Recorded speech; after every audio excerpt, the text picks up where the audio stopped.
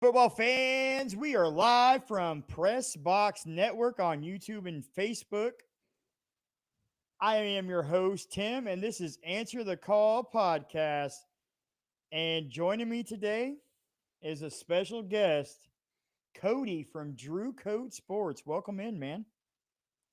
Tim, thanks for the invite, man. I know that we've been planning this for a couple of weeks. I'm excited we finally get together, and I'm ready to roll, man. How you doing? I'm doing great. The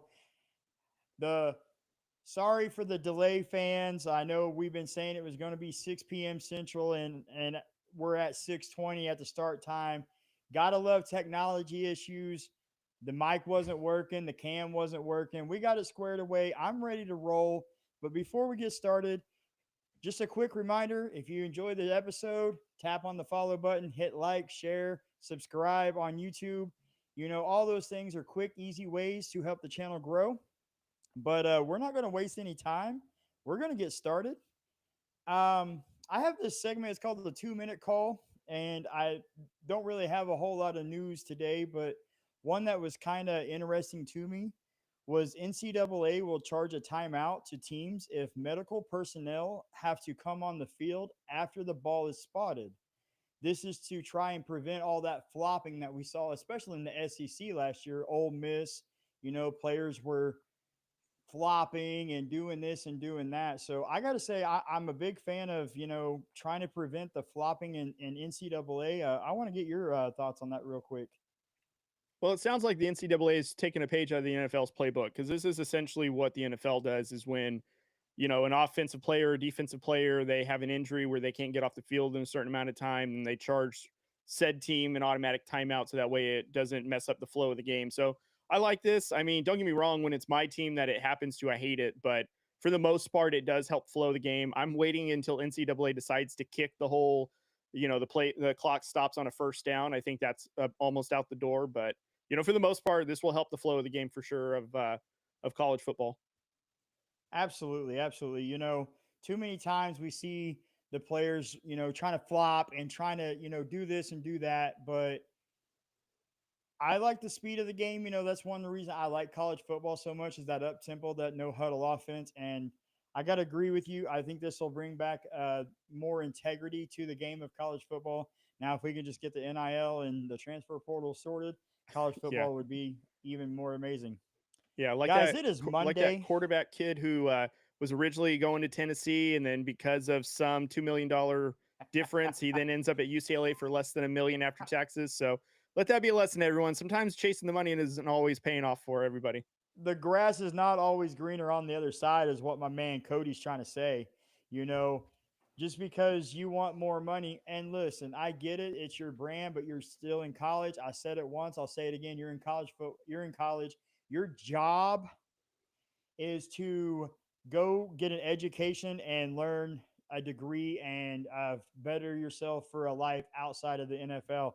But guys, it is Monday, April 21st, and we're just a few days away from the 2025 draft. So you guys know we're doing a mock draft, and it is the final mock draft of the 2025 season. Ah, you know, I think some are going to surprise you. Um, I just want to point out real quick, Cody and myself do not know each other's mocks. So as we're reading these, we are hearing them for the first time. The other one will hear it for the first time. And Cody, I want you to go ahead and start with the Tennessee Titans because even though I don't know your mock draft, I pretty much have a direction that you're going to go because that is the consensus that most people are going. But let's hear what your first round pick for the Titans is. All right. So you might have the same one as me. And to echo your point, Tim, there honestly, the first 15 picks might be very similar. So the number one pick I've got going to Tennessee would be Shador Sanders. No. I'm just kidding. No, it's Cam. It's Cam Ward. Sorry, a little dramatic effect. It's Cam Ward going quarterback out of Miami, Florida. He's a consistent number one pick. I think it's almost a sure thing. So Tennessee is going to draft Ward. Well, you know, I got to say, man, we're already off to a disagreement. Okay. I know the popular pick is Cam Ward, With the first overall pick in the 2025 NFL Draft, the Tennessee Titans will take edge rusher Abdul Carter from Penn State. I know what you guys were thinking. Cam Ward is the guy. I don't think so. There's not a quarterback in this class that is really worthy of being drafted in the first round, let alone being drafted first overall. I think, you have to take the best player in this draft. I think you have to go and, just really solidify your defense because that defense is trash. And you go get a piece like Abdul Carter. Who knows? Maybe you get a wide receiver in round two. And Will Levis isn't the guy of the future, but you're going to put Cam Ward in the same situation that you put Will Levis in if you take Cam Ward number one. So I'm going to go Abdul Carter, and the obvious pro comp or shades of is Micah Parsons. Went to Penn State, wore the same number, and look what Micah Parsons is doing in the NFL now. I say the Titans need to go get Abdul Carter. Okay, I'm completely shocked by that. Now, not to say that Abdul Carter doesn't deserve consideration to maybe be the number one pick, but to think that you can just get by with Will Mayo in my coffee Willis, that is just insane. Like, I think if you have Cam Ward, and let's just say you don't even believe in Cam Ward, Shador Sanders, I think would still be just as viable as a quarterback option and an upgrade to where you're at. Because I think that if there was better quarterback play, there actually might be more life in this organization. But when you have Will Levis throwing the ball and he's just throwing nothing but pick sixes, and then you have to have Mason Rudolph come in relief and actually look like a respectable football team, you need a quarterback more than an edge rusher. This draft is deep with defensive players. I'm not saying you can get a Micah Parsons later on, but you can get another good service edge rusher, but not sacrificing the quarterback position on the altar just because you have hopefully the second coming of Micah Parsons. So I like the hot take here, but I'm going to have to disagree that Tennessee needs a quarterback in the worst way. They do. But this is my mock draft. I get to have fun with it. I want them to take Abdul Carter. Okay. Pick two. Now, I'll let you obviously, take this one. Yeah. Obviously, for reasons, our first two picks are going to be different. Maybe our first three picks, but then we might start lining it back out here. With the second pick in the 2025 draft, the Cleveland Browns have no choice but to take Cam Ward. They thought the Titans were going to take him. That doesn't happen. And do they take Hunter or address their need for a franchise QB? Browns go Cam Ward. They feel that he's the guy, and hopefully in round two they can address that wide receiver. Now, it is really interesting because Cam Ward has shades of Ben Roethlisberger. Kind of a big body, thick, maybe like a Steve McNair type quarterback. So now, I don't want any quarterback to go to Cleveland personally.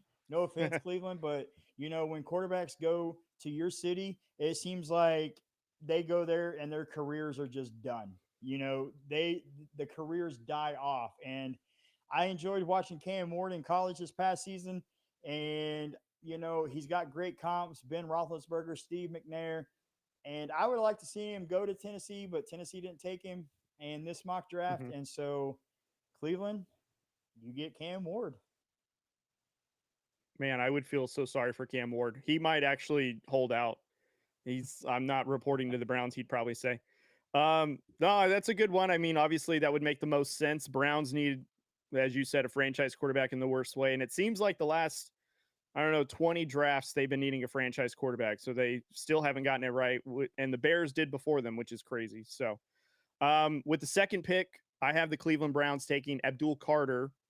This is where I think he would fit well. I mean, obviously they just re-signed Myles Garrett to stay on the Browns. Again, they're not going anywhere, but at least they can beef up the defense and have two edge rushers to help bring pressure to Lamar, Joe Burrow, and also whoever the quarterback is for the Steelers whenever they sign or draft said quarterback. So I think Abdul Carter would fit really well with the Browns, and it would probably help take the sting out from the Browns organization with the fact that they've mortgaged almost their entire future off of Deshaun Watson to have him play all of but 12 games in the 4 years that they've had him so far. So I think Abdul Carter would fit well for this team. So that's who I have going to the Browns with the number two pick overall in the draft. Okay, so So we just did a little flip flop there. He had Abdul Carter, and I'm going to tell you, Abdul Carter to the Browns would make a lot of sense. Miles Garrett on one side, Abdul Carter, that's a nightmare for offenses, and especially playing in that AFC North, with the Lamar Jackson and the Joe Burrows. We'll have to see how that goes. They could easily go Travis Hunter to play both sides of the ball. I mean, but I like that pick that you had with Abdul Carter. Thank you. All right, so we got the New York Giants here, and I gotta feel like I just feel like the consensus is they can't believe that Travis Hunter is falling in their lap, and they go get the playmaker. Now I think the Giants will probably use him more as maybe a corner, and Hmm. um let Brian Dable really just scheme up some big plays for him on offense. I would like to see him play more wide receiver than corner. I think if he played more wide receiver and then come in out in the corner in like the big moments, like third downs when the game's on the line, stuff of that nature, I think he would have a more impact because I think he's a slightly better wide receiver than corner. And having him in that big moment, like that's going to put like kind of the quarterback like, oh man, I can't throw over there because he's in here specifically for this play. And I got the New York Giants taking Travis Hunter here. Yeah, I've got the same. I've got the Giants taking Travis Hunter. I so that's an interesting take. It sounds like that you think that he would do better as a wide receiver than cornerback. Is that what I'm picking up from what you were saying? Yeah, I just think that I'm not taking anything away from his ball hawking skills, but Hmm. I just think that if he go, especially if he went to the Giants, I feel like he could really get schemed up in some good plays on offense, and then just come in. It's third down. We need a stop, or we need a turnover, because the opposing team's in the red zone. I think then you plug him in at corner and Hmm. just kind of let him do his own thing on defense. That way he's Yeah. not trying to go into two different you know, rooms. He doesn't have to go into the wide receiver and the corner. He already Hmm. knows what to do on corner. He can just play like a zone and play the ball. So I think Hmm. that would be the better fit for him. Yeah, so I actually my only thing that makes me nervous about Travis Hunter going to the Giants, which we both are consensus of, is the fact that the Giants might be crazy enough to let him try to play both sides of the ball, which I don't think you can do in the NFL. Not every single snap like he did in college. I think that's a Right. whole different animal. I think doing it in the NFL, you have to pick one specialty. If I had to guess, I would assume that Travis Hunter would make a bigger impact on the defensive side, just because as a receiver he knows the routes and he can probably break on some of those before the receiver even knows what he's doing, just because he has that eye for it. And naturally he looks like he's a better fit for a cornerback when you saw him in Colorado than a receiver. When he was as a receiver, he just was more of a big play. Obviously Shador Sanders was trying to get out of the pocket a lot, so there's a lot of scrambling, and kind of that's how a lot of the plays were made. And plus short yardage where he would have, turn up and break away a couple of tackles. But I think Travis Hunter would serve best on the defensive side. But I think Dayball will find maybe a couple of packages on a certain third and down kind of situations where Travis might be in there to just give a little texture to the defense. But I think Travis Hunter for the Giants would serve the best on the cornerback side of it. I think that's where he would make an immediate impact, because they already have Malik Neighbors on the offensive side of the ball. So they don't necessarily need another big weapon immediately. It's the defense that they need a lot of help with. Those are some really good points you have there. Now, one thing I will say though is what's better than one offensive weapon? Having two offensive weapons. Okay. And take some of that pressure off of Malik Neighbors, because then you kind of get into a situation where you can't just double team Malik Neighbors. You can't be like, oh, well, I'm shutting down Malik Neighbors because Travis Hunter would be on the other side. I would like to see him play every play in the NFL. I don't think he'll be able to, like you said. So I think the Giants will be, or whoever takes him. I mean, maybe it's Cleveland. Whoever takes him, though, will be given that difficult task of, hey, do you have him be a wide receiver or do you have him primarily be a corner? Mm-hmm. So we'll have to see how that plays out. I actually have a feeling like we're going to disagree on this next pick. So I'm going to let you. Oh, the pro comp or shades of Mm-hmm. Travis Hunter on offense, Devonta Smith. On defense, Darius Slay. So That's something to kind of keep an eye on too. Big plays Yeah, slay. yeah. I mean, that's a very good one. I was gonna say James Bradbury when he was first coming into the Giants. I think he was a pretty good lockdown cornerback when he was Yep. with the Giants. As far as Travis Hunter in terms of like comp on the receiver side, I think this is the crazy thing about Travis Hunter is that's a good comp that you have with Devonta Smith, but I think that if he focused receiver, he could be gosh, he can be up there almost in another level of that, like a really nice hybrid where not only is he a route specialist, but he can take the top off the defense. So I don't really have a comp for him because we haven't really seen somebody like Travis that if he really put his energy into receiver, he might be something that is unique to the NFL in general, just because again, him able to play both sides. And I think Dayball having some creativity fun with that, I think would be very, very interesting. So, but I like your Devonta Smith though, because it's very, very close to what he could be. All right. Well, like I said, I think we're going to get disagreed on this next one. So I'll let you take this one because I am really curious to see who you have the New England Patriots taking at 4. Okay, so I think what comes to mind is, of course, you got Mike Vrabel, who is a defensive minded guy. He's going to need that defense bolstered.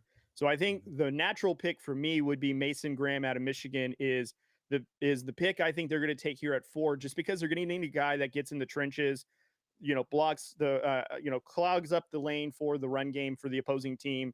And also too, they've got a decent secondary. Like it's young and it's kind of raw, so they've got a lot of work to do on that side of it. But if they have an interior that can really bring pressure up the middle and really stop the run game and also bring timing away from the quarterback in whatever team that they play, I really think Mason Graham can come in here and have a pretty good impact. And I think Mike Vrabel would love to have a guy like Mason Graham to spearhead that front line of that defense. Well, okay. I really thought we were going to agree on this pick. And Okay. everything you said makes absolute sense. Mike Vrabel coming in, being a defensive minded guy. But in the great words of Lee Corso, not so fast, my friend. Ashton Shout out Genty to Lee came Corso. out, and big shout out to Lee Corso.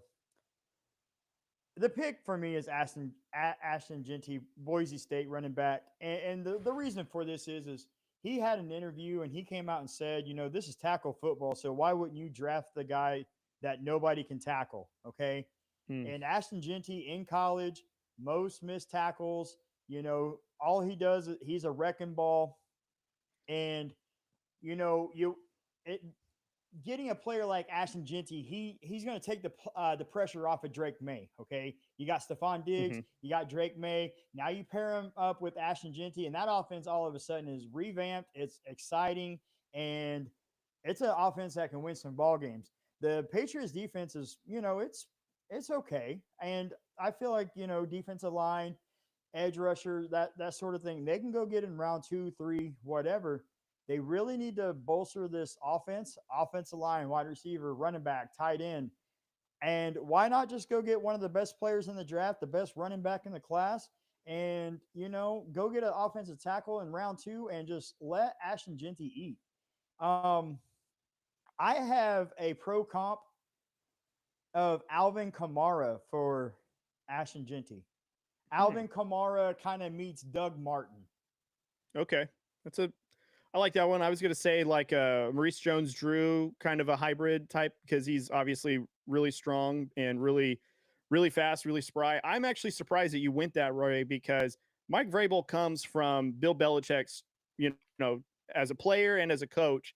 Bill Belichick would not spend that high of a draft pick on a positional player like a running back or a receiver. He would not. He would go defense would be the premium position that he would go after. Mike Vrabel probably won't even sniff a running back until the 3rd round if we're lucky, because that's just kind of his mode. He loves to have that side. He loves to have his defensive uh, players being able to stop the ball or being able to take away from that offense that they're going against. Now, I hope Genty doesn't go at 4, excuse me, because obviously my Raiders and some mock drafts would be going after Genty, so that would break my heart. But I just don't see Vrabel making that kind of a decision. Now, I would not be surprised if, like in the 2nd round, maybe they reach for that running back out of Ohio State. I'm forgetting what his name is right now. Judkins or Henderson? Henderson, I believe is his name. I wouldn't be surprised in the second round maybe they go reach for him if he had Reach? that ability. Reach? Well, I'm saying reach Both of because those are again, they're potential first rounders, my guy. well, there's really not a lot of teams in the first round that are looking for running backs. Maybe a few of them, but I don't think that the Patriots are going to be that at the fourth pick. That's all I'm saying. Okay.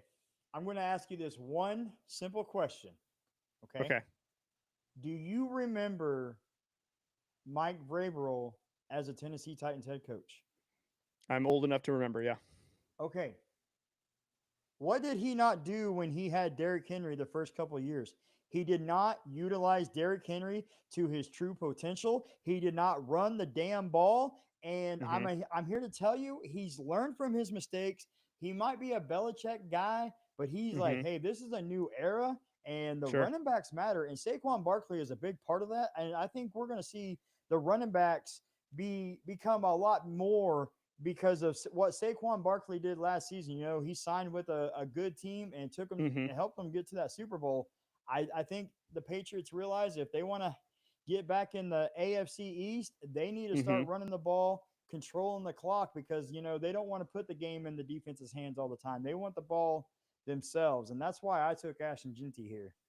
Well, I respect it. I will say my only pushback to the Mike Vrabel in Tennessee is Tennessee did not give Mike Vrabel an opportunity to turn it around after one, not even a failed season. They just didn't get to 500. They didn't make the wild card. That's not completely on Vrabel. They had injuries. They also didn't really have a quarterback. I mean, I think they had Ryan Tannehill trying to win them games, and that didn't work out well. Plus, we're talking about a management that also let go of A.J. Brown, which Mike Vrabel did not want to leave because when Vrabel at the height of his powers, when his defenses was strong, he had actually a really good offense with Derrick Henry. And I would make the argument that Mike Vrabel and Derrick Henry don't leave Tennessee if they both stayed. And I don't think that Mike Vrabel not being there has anything to do with the fact that they didn't feed the ball enough to Derrick Henry. I think management just screwed all that up for Tennessee, and that's why they also have the number one pick. So that's my only argument to that, because I'm not trying to say that running the ball isn't important, because again, I'll point to my Raiders. We didn't even have a run game this season. We did have a Josh Jacobs, and we sorely missed him. So if anyone knows how important a run game is, it's me. But I would just say too, I don't know if the Patriots are going to go fourth overall pick for a running back is my only Okay. argument. I don't know if they'll do it because I've never seen it before. But who knows? All Vrabel can shock everybody, but I haven't seen it yet. So right. So now this kind of gets me interested to see your pick. If you want me to go first with the Jaguars, I will. okay.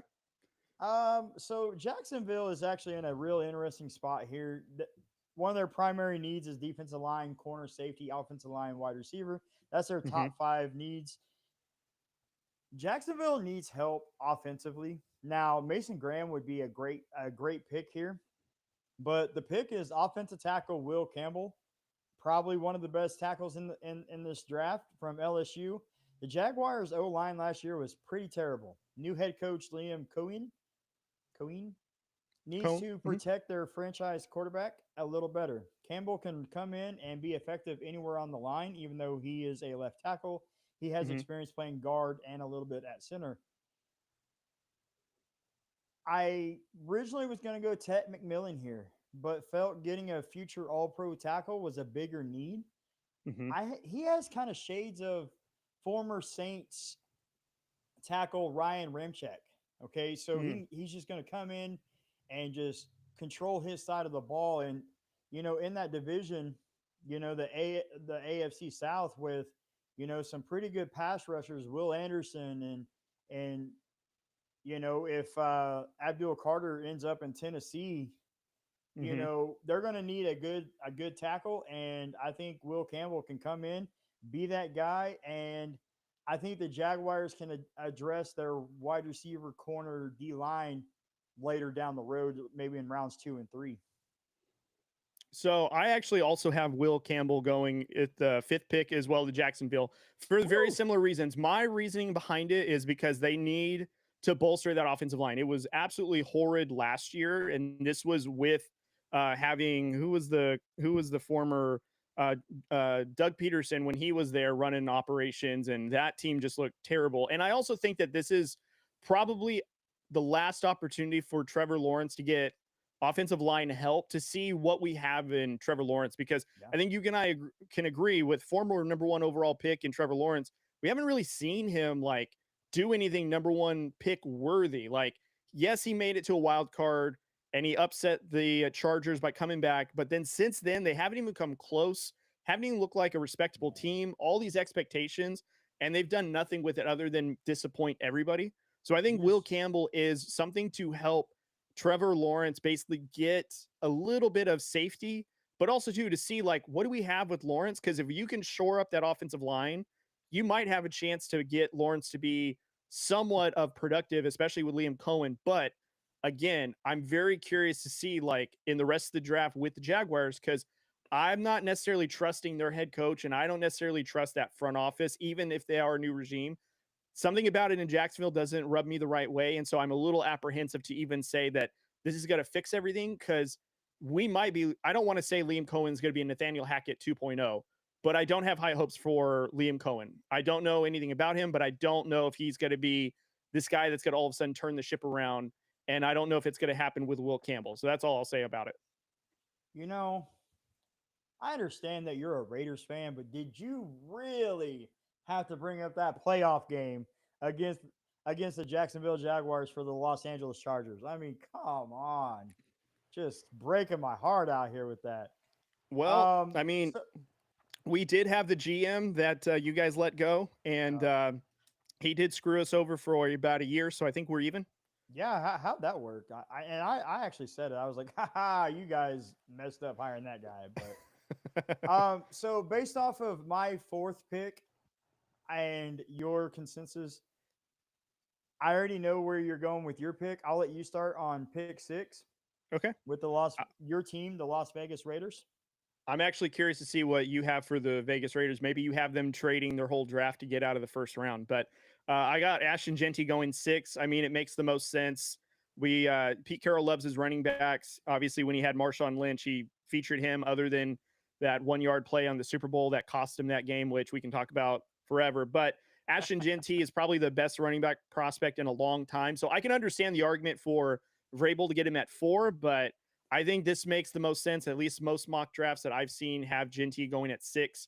He's already said he wants to be a Raider. John Spytek's kid will disown him if he doesn't choose him. So I think it's a foregone conclusion. Although I will give this caveat: it is my Raiders. They have made some questionable moves. I'm acknowledging that. I would not be surprised if they did something like go tackle, but I'm going offensive. I'm going running back Ashton Genty on this one. Well, I am not going Genty for obvious reasons. I took him at the Patriots at 4.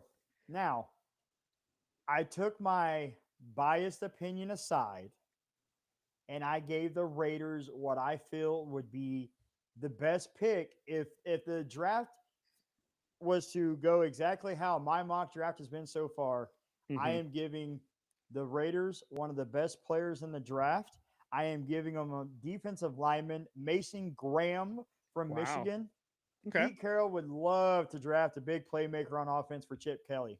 But Ashton Genty off the board. I'm not convinced that Tech McMillan is a top 10 player, especially in the Raiders offense. Pete Carroll likes the running backs and wants to run the ball. Pete Carroll decides to bolster his defensive line in a big way. He's going to add a big time playmaker that can help Max Crosby get to all those talented quarterbacks in the AFC West. You got Justin Herbert, you got Patrick Mahomes, you got Bo Nix, okay? And you have to be able to get to the quarterback in that division if you're going to have any kind of success.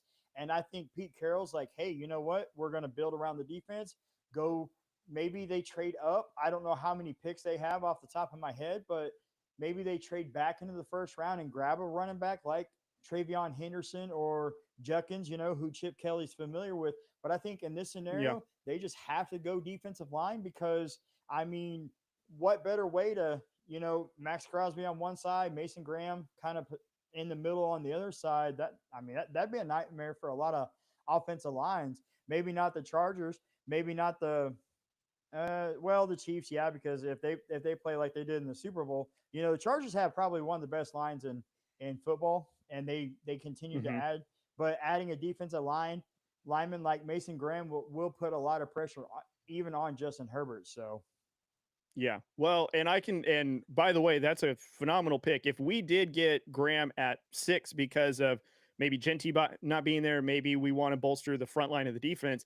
I'd like that too. I think what makes that scary is people are forgetting that Christian Wilkes is also a part of the Raider. He was out almost all last season. He got injured, I think week 2 of last season. So when he gets back, if we did have Mason Graham, that's a crazy front to have right there.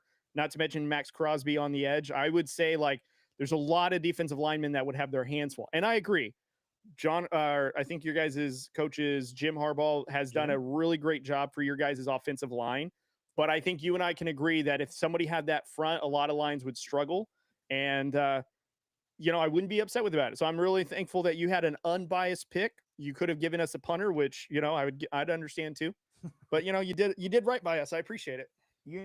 one thing that I do, I do root for the Chargers, but one thing, like I mean, even going back, if you listen to any of the episodes last season during the season last year, I'm not afraid to call my team out. Okay, if my team, I actually called out Jim Harbaugh one time, and I was like, man, I don't know what you're thinking. You need to get together. And then the next week, like he did fix things. So maybe he was listening to the show. I don't know, but I do like when I'm doing the show, when I'm answering the call for everybody, I try to stay as unbiased as I can. Now there is one team that I just can't do it, and that's the Dallas Cowboys, Ooh, and okay. that's because Jerry Jones makes it too easy. But that's a topic for another day.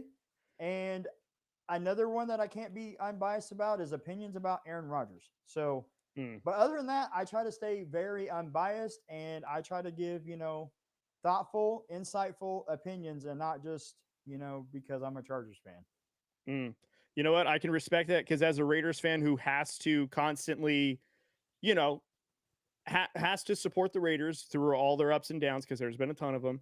I can respect anyone that takes away the biases because as AFC West rivals, we could very easily poke shots. And I think if anything, we have the clearer vision of like yes, it's a rivalry, but no one is more critical of our own team than the own fans like us. Right. Rightfully so, because we just want what's best for them, and obviously they want to succeed. And it's not to say that everybody else needs to fail. It's just like we want our team to prevail so much, but can respect when someone is honest about their situation of said team. And that's why I can say, like, as much as I'm a Raiders fan, Chargers have had great success. And the fact that they have Jim Harbaugh is a scary thing because he's had proven track records and he just proved it just taking you guys to the wild card this past season. And the Raiders didn't even sniff it. So, right already off the bat, like Raiders have a lot of work to do, and I acknowledge that. But yeah, we're it's a good back and forth for sure. Absolutely. Absolutely. I'm gonna go ahead and take this one because I want to go second on this next pick. Um, the New York Jets, the Jets, no longer with Nathaniel Hackett, no longer with Aaron Rodgers. They actually get to be a team, and the pick is Tyler Warren, tight end from Penn State. Mm, They have a few holes: offensive line, wide receiver, safety, defensive line. Tight end's kind of like the big one though that they need. And new head coach Aaron Glenn will put as many offensive pieces around Justin Fields as possible. Drafting Warren at 7 can be a risk, but also have a big reward.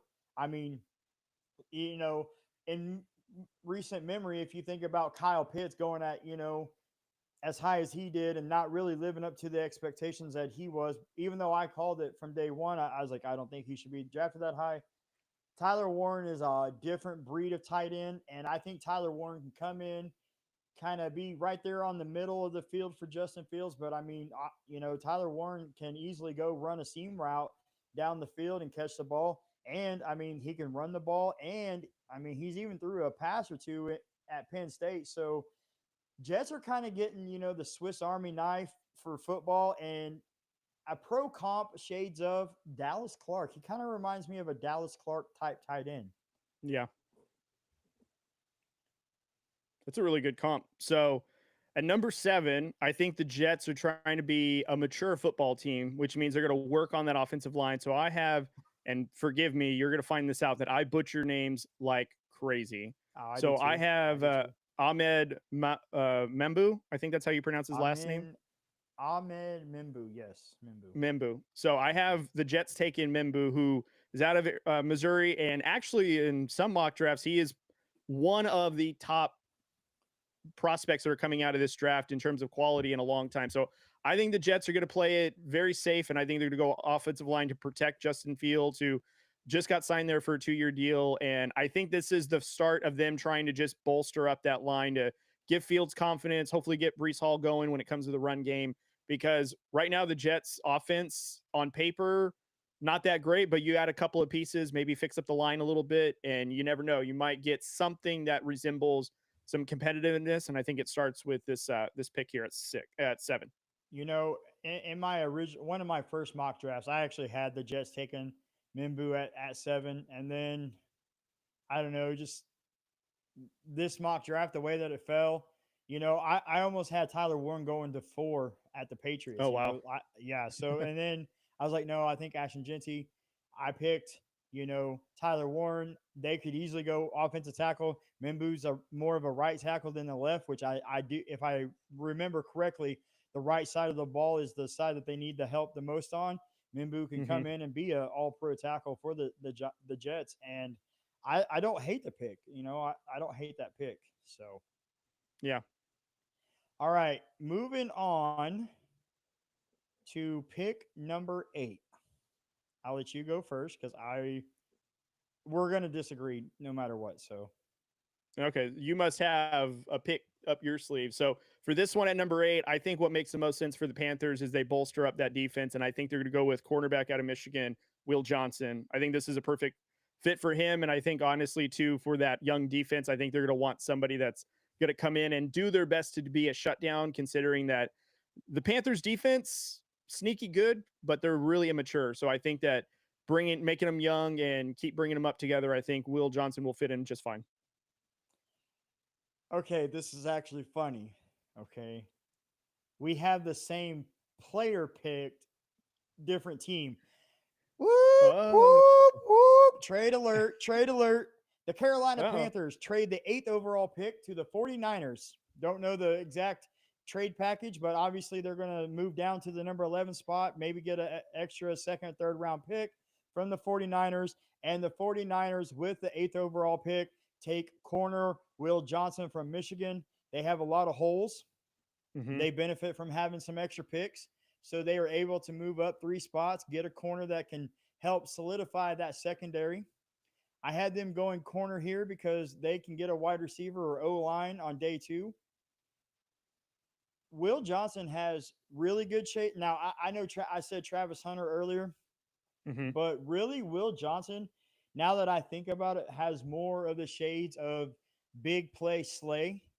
Mm. And, the 49ers defense needs all the help that they can get. They're about to go pay Brock Purdy a stupid amount of money.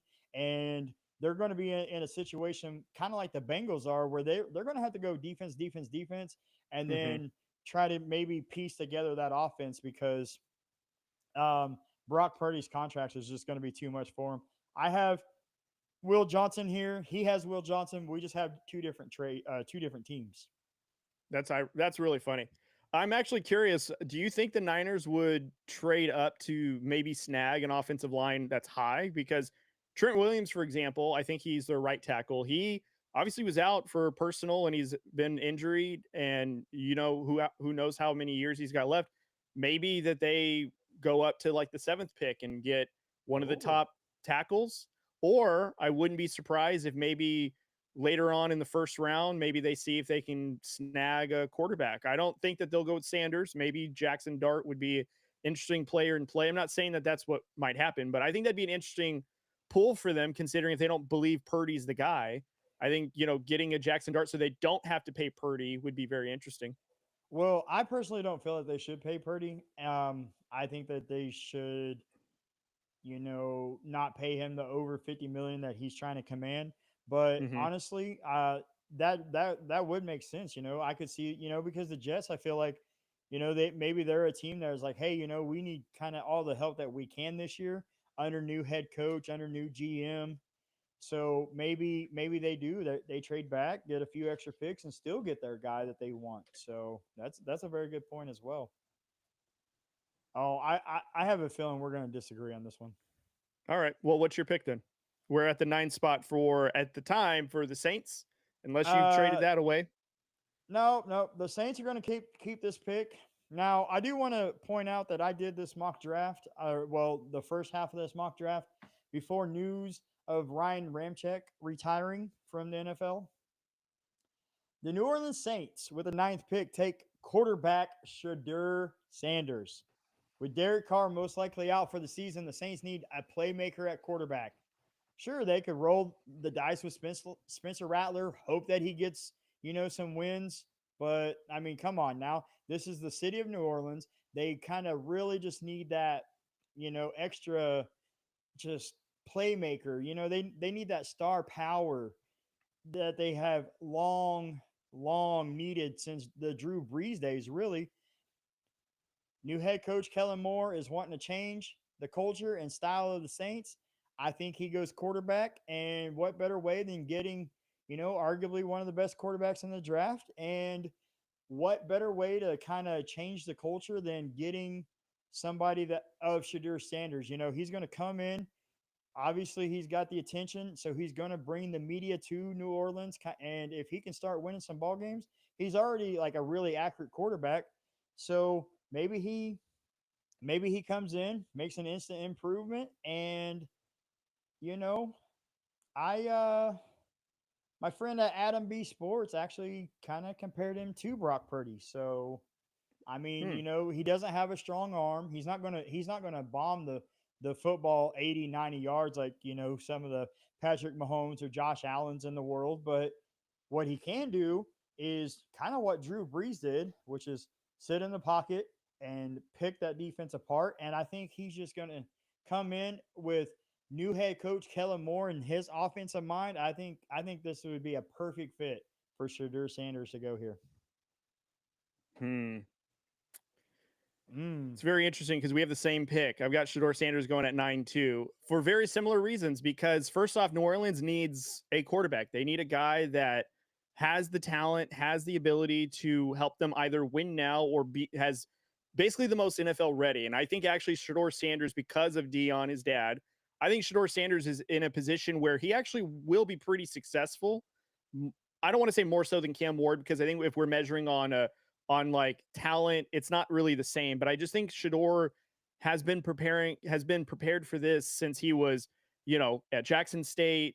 Obviously now going to Colorado with his dad Dion. He grew up around the NFL with his dad. So I think Shador Sanders probably fits the best with New Orleans. And a lot of your similar points.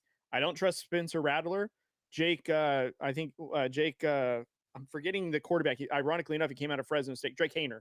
That's who it is. Oh, They drafted him 4th round last year. Derek Carr, who they signed from when the Raiders let him go. So I agree. Like, they have a really interesting quarterback situation going on right now. I think Shador Sanders is someone that they bring in. If they want him to start immediately, he could. Kellen Moore has the offense. I think that would complement Shador Sanders. So we actually have the same pick. I think Shador Sanders at 9 would fit really well with New Orleans. wow. I'm Yeah. actually shocked. I'm actually shocked. See, great minds think alike. See? Hey, sometimes great minds do align.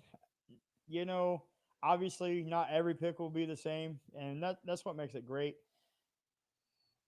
I got the Chicago Bears going defense here. I don't know Okay. what you got them doing, but I got them going defense here, and I got them taking edge rusher Mike Green from Marshall. Now I know. New head coach Ben Johnson needs some offensive pieces. And I agree, he does. But let's not forget the Bears have two second round picks, the 39th and the 41st overall pick, that they could easily use to get a running back, wide receiver, running back, tight end, whatever they want. Um, they could also use a couple of those picks to trade up back into the first round and get a playmaker on the offensive side for Ben Johnson. And I just think that this kind of makes the perfect sense. They need that big time edge rusher. They've kind of lacked the big edge rusher since the Khalil Mack days. Hmm. And I just think that, in a tough division with Minnesota, Green Bay, Detroit, I, you know, you already got your franchise quarterback. You already have a decent receiving core. You have one okay tight end. You have one good serviceable running back. Go get an edge rusher to put pressure on those quarterbacks. You know who he kind of reminds me of? He kind of reminds me of Robert Quinn. Mm. And played for the Bears for a lot of seasons too. So yeah, He, it's a good one. yeah, as I was doing that, I was like, oh, he did play for the Bears, so that's kind of ironic. But I just think that he can come in and be an immediate impact for this defense. And with the Bears having those two second round picks, I think they can go get offensive line and running back, in those with those picks. So I went defense as well because I think the Bears, I think in my opinion, the Bears did as much as they could in free agency for the offensive line for Caleb Williams. I agree, probably in second, maybe third round as well. But they'll probably go offense and get, whatever running back they feel like fits their scheme and receiver because they're going to fill that out as well. But I think defense is their first round pick, and I got Jalen Walker out of Georgia, the linebacker. I think he would fit in this defense really well because the Oh, Bears need a number one Mike linebacker on that side of the field who's going to be able to orchestrate the defense. And the Bears are known for having phenomenal linebackers and ones that lead their defense. So I think Jalen Walker here is, in my opinion, is the pick that the Bears are going to go with. And I think mm, he's going to be a very pivotal player for many seasons to come. And I think he's going to be that spark on that side of the defense for him. wow. Okay, I like it. I'm not gonna lie. Jalen Walker would be a good pick for him, and I think the only reason I didn't was he kind of plays more linebacker than edge, and edge was a bigger need in my eyes. So Sure. um okay, so for obvious reasons, the 49ers do not have the 11th pick for me. They Mm-hmm. traded up. The Carolina Panthers with the 11th pick take Matthew Golden from Texas, wide receiver Mm. from Texas. Panthers should Wow. look to put some playmakers around Bryce Young to really see if he is the future or if they need to look elsewhere. Matthew Golden has great top end speed. If you remember at the combine, a 4.29 40, that's great Mm-hmm. over the top speed for a young quarterback. And they kind of already have their big physical receiver and Xavier Leggett. Golden can come in and give the Panthers the spark this offense has needed for years now. Uh, Honestly, he kind of reminds me of a young Stephon Diggs. That's some high praise. Okay. All So right. I mean, if I, they I, I, land a I Stephon Diggs with Bryce Young, Panthers, watch out. They might be here. They might be coming. they could very well come, but I got them. I know it's a kind of a gutsy call, but Mm-hmm. I like it. I'm so obviously my 11th pick is still the 49ers who still hold it because this is just a mock draft. I have them going defense. I have them going for the offensive tackle out of Oregon, Derek Harmon. I think he's going to go in there into their interior, and I think wow, that they are going to look for somebody who is going to take it back to when it was when they were basically the Niners that had that bully front. And I think that Derek Harmon is the guy that they're going to build it around. And I mean, he comes out of a competitive conference, so I feel like that he would be a really good fit for the Niners front. wow, that is a really good pick. I mean, I'm not gonna lie. Um, I hope he doesn't go that high, but I mean, he very well could. He's behind Mason Graham, and I know it's him and Kenneth Grant as the next defensive lineman. So I like that pick. I like it. All right, I'll let you get started with the Cowboys pick. Well, shout out to my buddy Michael who is a Cowboys fan, and he pokes fun at me about my Raiders and I poke fun at him for his Cowboys. So this is for him. So this is probably not going to happen because this would be too good for the Cowboys. So I'm going to preference it by that. So with the 12th pick, I had the Cowboys taking McMillan out of Arizona. I think if he falls that far, they're going to need a big body receiver to go next to CeeDee Lamb. And this just is something that they're going to want to bolster the offense, especially with Dak. And this is kind of the most Cowboys and Jerry Jones pick.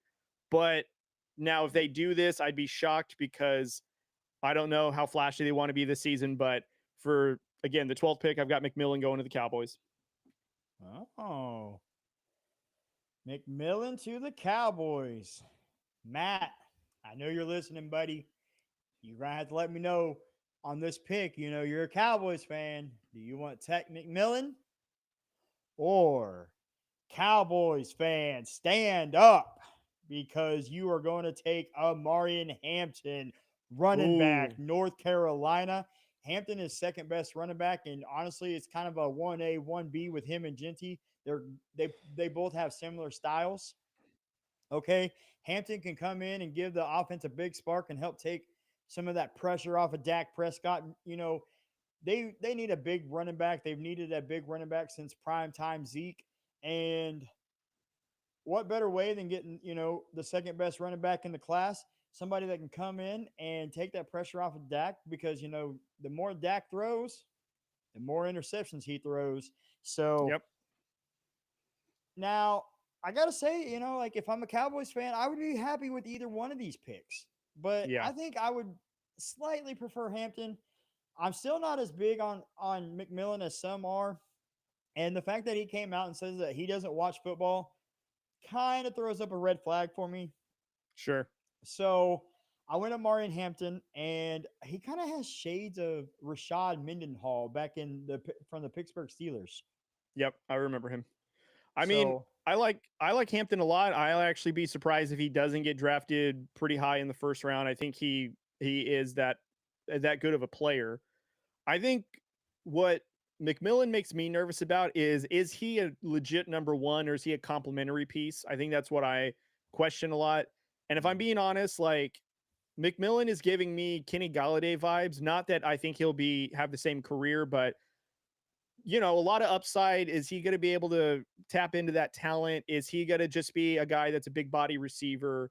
I think that's one of the big questions that I have about McMillan because I don't know with his frame, he seems too good to be true, and I don't know, like he seems like the prototypical receiver that you're going to get, and you may not get like exactly what you asked for, which makes me a little apprehensive. But to me, it seems like a Cowboys thing to do would be to go after a McMillan because they need a guy that is not going to fit into the slot like what CD does. They need an outside presence to kind of really stretch out that field. But I like the Hampton pick, though. I'm not going to lie. That Hampton pick, they're known for running the ball. That would be a pretty good pick too. all right, all right. So we are 12 picks in, guys. I have one trade. He doesn't have any yet. We'll have to see. This next pick for me is kind of a no brainer. The Miami Dolphins, one of their biggest needs is offensive lineman. And offensive lineman that's still on the board, I can't believe that he's out of the top 10 in this mock draft, but he did, is Amon Mimbu, tackle from Missouri. And they need to protect Tua. Case closed. And that's all I need to say about the Miami Dolphins and their pick.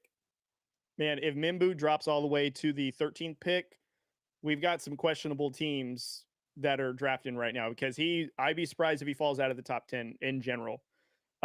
We went the same offensive line, but I went Calvin Banks Jr. I think he'll be very, very good, and I think he'll fit in right with the Miami Dolphins and protecting Oh. Tua. And that McDaniel's offense, I'm very interested if he can keep up, but at least it's some offensive protection because Tua needs that to protect his head. So hopefully Banks works out for them if he gets drafted. Hey, we both went offensive tackle. Miami Dolphins, listen up, okay? Yeah. Listen to answer the call. Listen to Cody from Drew Code. And listen to your boy Tim here at Answer the Call. Drafted offensive lineman in the first round.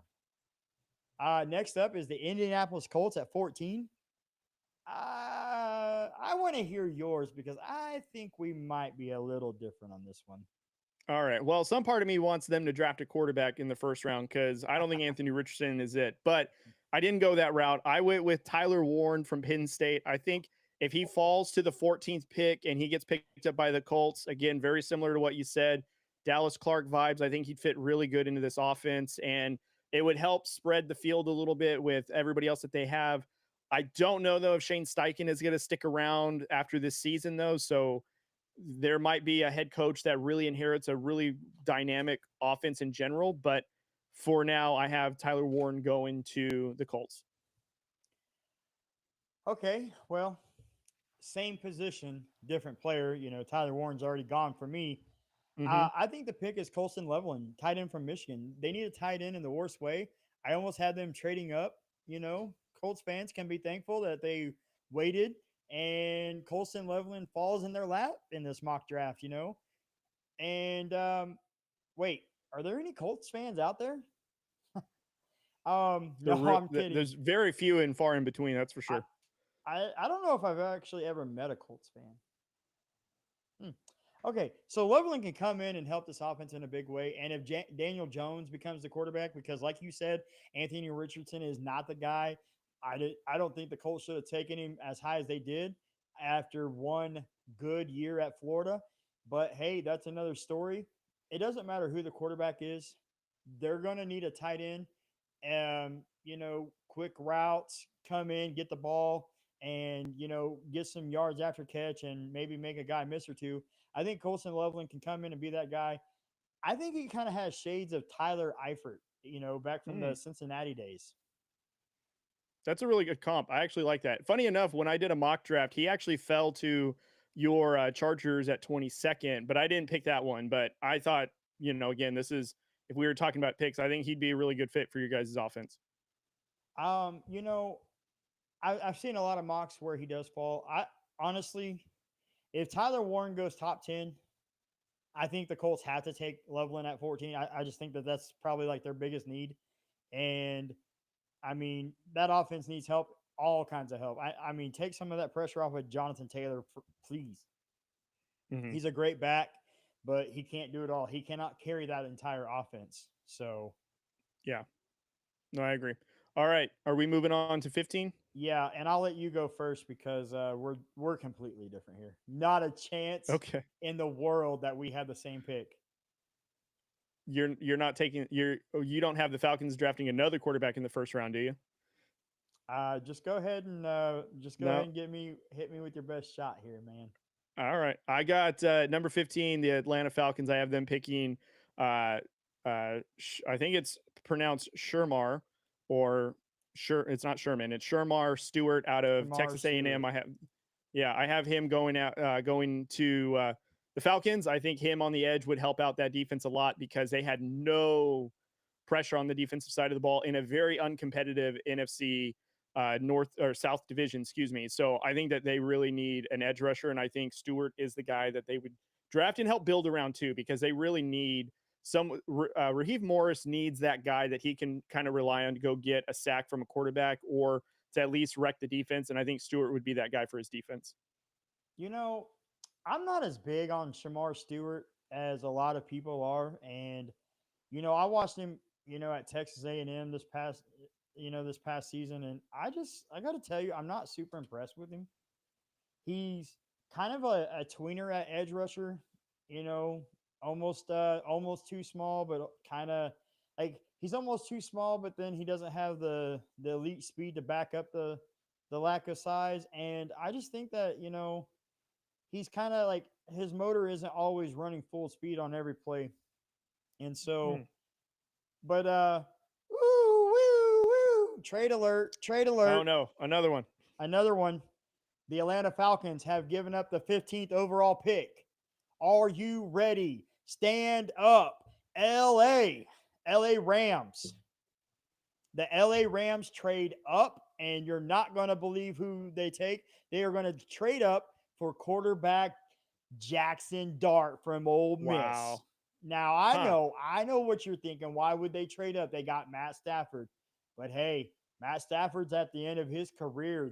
The road is almost over for him. He's almost reached the end of his tunnel, okay? Mm-hmm. And he's on the brink of retirement. The Rams don't need much to be competitive this year, especially in that NFC West that, the Niners don't scare me. The Seahawks, I mean, yeah, they'll kind of contend, but, they're not super legit. Cardinals, what? No, they're not going to be anything either. The Rams don't need a lot. And in the event that Matt Stafford gets hurt, Jackson Dart. comes in and he has a great offense. Sean McVay gets his quarterback of the future. The Rams have a few extra picks to work with here, and the Falcons kind of they don't have as many. I think they only have like 6 picks in this draft, so they kind of benefit from gaining an extra pick or so in this draft. Mm-hmm. And they trade down, and the pick is Jackson Dart. Now he kind of has shades of Kenny Pickett. Okay, he kind of gives Mm-hmm. off some Kenny Pickett vibes, but I think with Sean McVay, I think Jackson Dart will see his true potential, and Mm-hmm. we'll have the LA Rams being a team to compete in the NFC West for years to come. Sorry, Adam B from Adam B Sports, but the Rams are coming, man. The Rams are coming. Yeah, if Jackson Dart goes to the Rams and is able to learn under Sean McVay's offense and tutelage, that'd be unfair. Sean McVay, I mean, is an offensive genius. He has literally helped, and him and Kyle Shanahan too have helped resurrect quarterbacks' careers because of their offense and their coaching. So that'd be almost unfair, especially to have Stafford, who potentially could lead them to another playoff run or even a Super Bowl, depending on how competitive they are, to then have another guy that's just lying in waits that can just do the same thing if given enough time to learn behind a Hall of Famer, Matthew Stafford. So that'd be almost be unfair. So Yeah. All right. So we're on number 16. Number Sweet 16. 16. So Sweet 16. so Okay. in this one, Cardinals really need defense. So I Mm. went defense on this one. And I went back to back on edge. The Mike Green out of Marshall. I think Cardinals are gonna if Mike Green is available. I think because in your draft he's not available anymore. I think he got picked up early. But Right. Mike Green from Marshall going to the Cardinals, I think helps that defense out a lot. And they need pressure defense in the worst way. In fact, if they could trade somebody else to get multiple picks to bolster up that defense, they should probably do it because they need so much defensive help. I'm not going to disagree with you other than the pick. Your takes are phenomenal on that. They do need defense in the worst way. But I just have this weird feeling that teams are going to start reaching. We're at Mm-hmm. 16, and for the most part, I don't feel that too many teams have reached in our mock drafts. I think now, 16 through 20 something, we're going to see a few teams start reaching. And it starts with the Arizona Cardinals because they are going to reach on a wide receiver, Mm-hmm. Luther Burden the third from Missouri. They Mm. have a few different holes to fill, offensive line, edge being, needs. Mm-hmm. I have them taking Luther Burden to kind of complement the style of MHJ, Marvin Harrison Jr. Mm-hmm. Burton is a more shifty, scat back type of receiver. The Cardinals offense definitely need all the help that they can get. Watching him at Missouri, I watched a lot of SEC college football. I'm kind of, in the heart of it here. Um, Mm-hmm. I watched him a lot at Missouri, and he gives me that Debo Samuel type vibe. He's not. I mean, he's obviously not as muscular as Debo Samuel, Mm-hmm. but in terms of speed and just kind of like he can run into the backfield, catch it out of the backfield, take a handoff. He has that speed that he could just turn something or turn nothing into something. And I think the Cardinals offense is just kind of struggling, and they kind of need to see if Kyler Murray really is the real deal, or if Mm-hmm. they need to start trading him next season for somebody else. It's a good point. You know what? Who Burden would probably remind you of a little bit more than Debo Samuel would be Percy Harvin, because Percy Harvin was that Percy hybrid Harvin. kickoff return specialist coming out of the backfield receiver. And I would say compared to Debo and Percy, I think Debo had the better career and he's more of a prototypical receiver that just had elements of running back to him. But Percy Harvin and Burden, to me, they're a more closer of a comp based on style and size and all that. I think that would be Huh. where it would be at. But I don't know though if the Cardinals would go. I mean, they're going to reach for sure. I mean, they might have a pretty awful draft. So you're probably right on this one, but I think the Cardinals are probably going to wait in later rounds to maybe get a complimentary piece to Marvin Harrison Jr. because they also just signed Trey McBride to a pretty healthy contract for a tight end. So I don't know if they're going to completely go crazy on like a receiver or offensive weapon. if it's not on the defense and it's not on the O line, I don't know if they go receiver. But I mean, Cardinals again are in purgatory. They might, because they're the ones that I don't know what their vision is, because you got Kyler Murray, who obviously you had him sign an extension a few seasons ago, really hasn't lived up to his potential, and really we're still wondering what is Kyler Murray? How can he elevate this team? And the fact that we're asking all those questions still, like, I don't know, when are we starting to ask, does he still have value in the market? Could we get out of his contract? Those might be Mhm. questions up in the air in future seasons to come. So, Okay. Okay. All right, we're at number 17, guys. The Cincinnati Bengals. I know what you're thinking. I want to hear what you think first, because I mean, I think we're kind of on similar pages here, but mhm. I think we're on the same page in terms of defense for the Bengals, because again, their famous drama they have right now with Trey Hendrickson, and they just won't re-sign him, which why I don't know. But I got Mikael Williams out of Georgia, edge rusher. I think he would. I think I've said his name right. Is it Mikael or yeah, it's Mikael Michael? Williams. You're right. Mikel. Okay, sorry. Again, I'm terrible with pronunciation of names, so if I hesitate on it, that's why. But Hey, no Mikel worries. Williams out of Georgia, edge rusher, I think he would be a really good fill-in piece. Honestly, the Bengals are going to need to do something to bolster that defense, because offensively they're sound. Maybe offensive lineman maybe needs a little bit of work, but I imagine with the depth in the offensive line, they may go to the second or maybe even the third round to get some O line depth. But they definitely need a premium edge rusher, and I think Williams could fit that for them. Now, will he be as productive as Hendrickson? I don't know, because Hendrickson is very much like a Max Crosby. He's got a high motor, and you just can't stop him. Does Williams have the same thing? I'm not sure, but the Bengals are going to need to spend a high draft pick on a quality edge rusher, and I think Williams would be that guy. That is a very interesting pick, and I like it.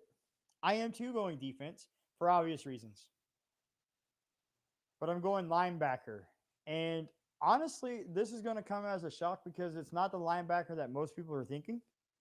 It is not Jalen Walker, who should be the first linebacker off the board, but the Cincinnati Bengals have a history of doing stuff that doesn't make sense anyway.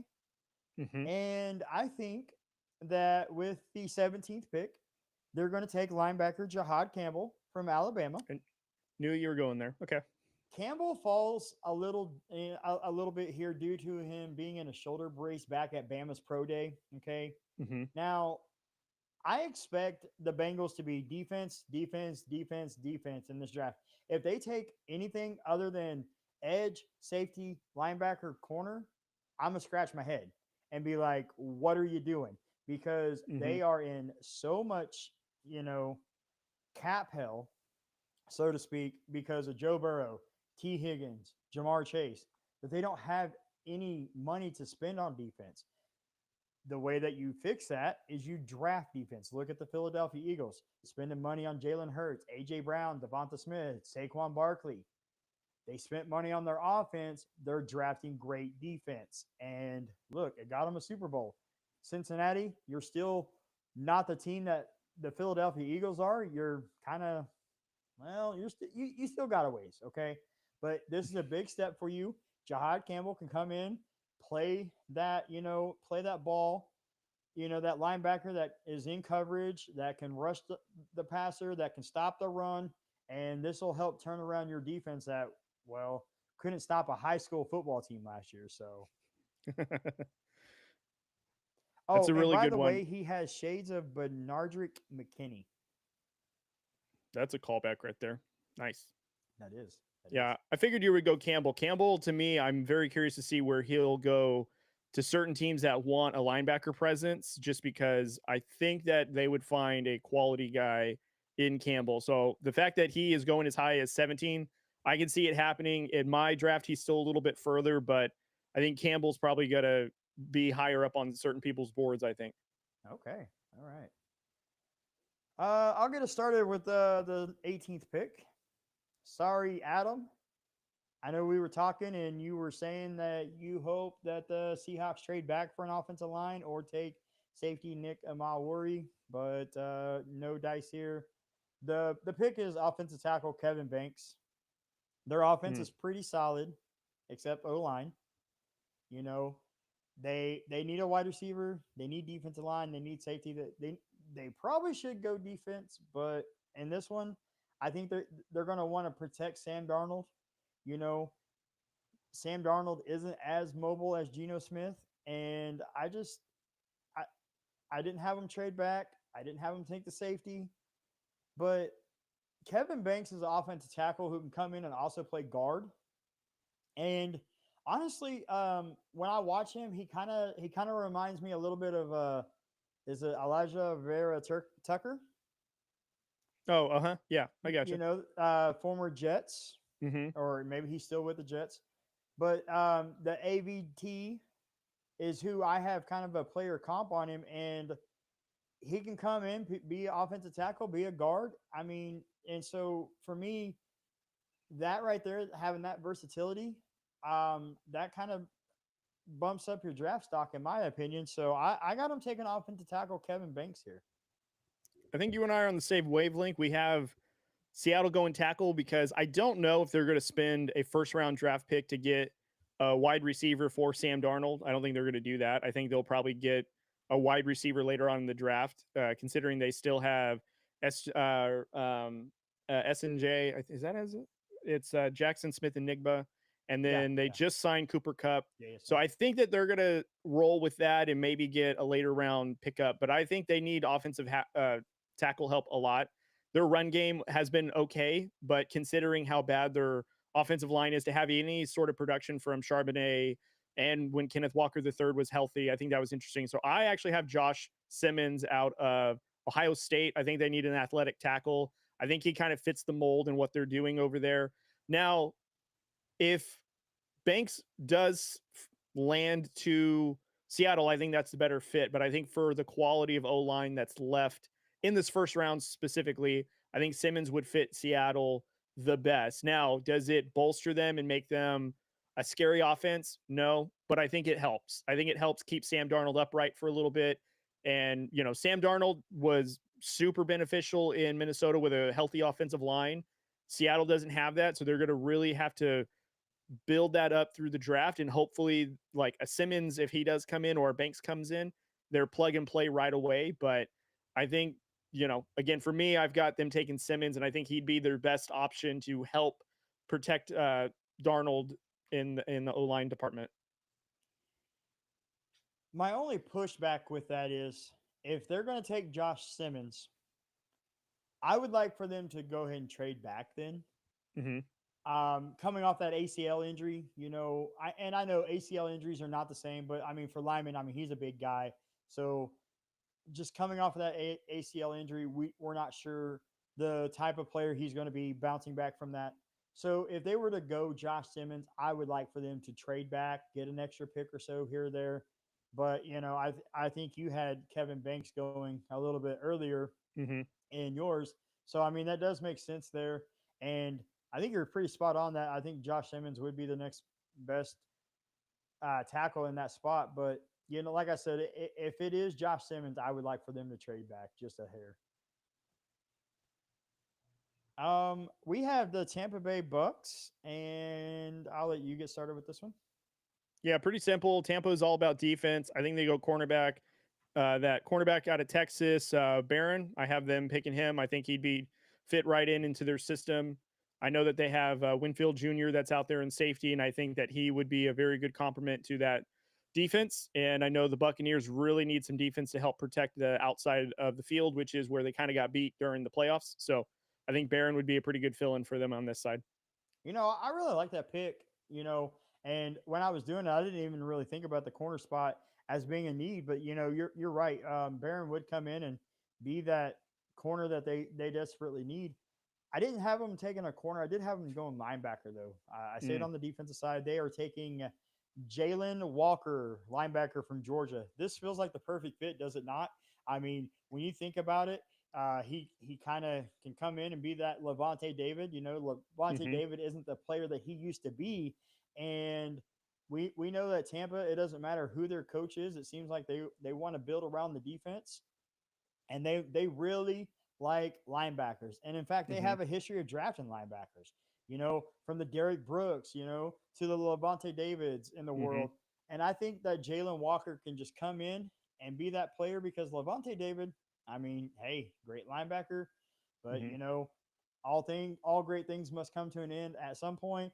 Jalen Walker can come in, be a coverage linebacker, rush the quarterback, and honestly, um, he kind of has a little bit of Devin White in him, Devin Mm, White vibes. yeah. So, The only thing I will say about Walker is I would be surprised if he falls that far in the draft. I think teams want a guy like Walker because he's also a smart defensive guy, and I think what makes it tough is with how smart he is, you can you may not have all the physical attributes to play either one or the other, but I think people are going to want a guy on defense that just gets it, and I think that's why I'd be surprised if Walker falls into, closer to the 20 picks.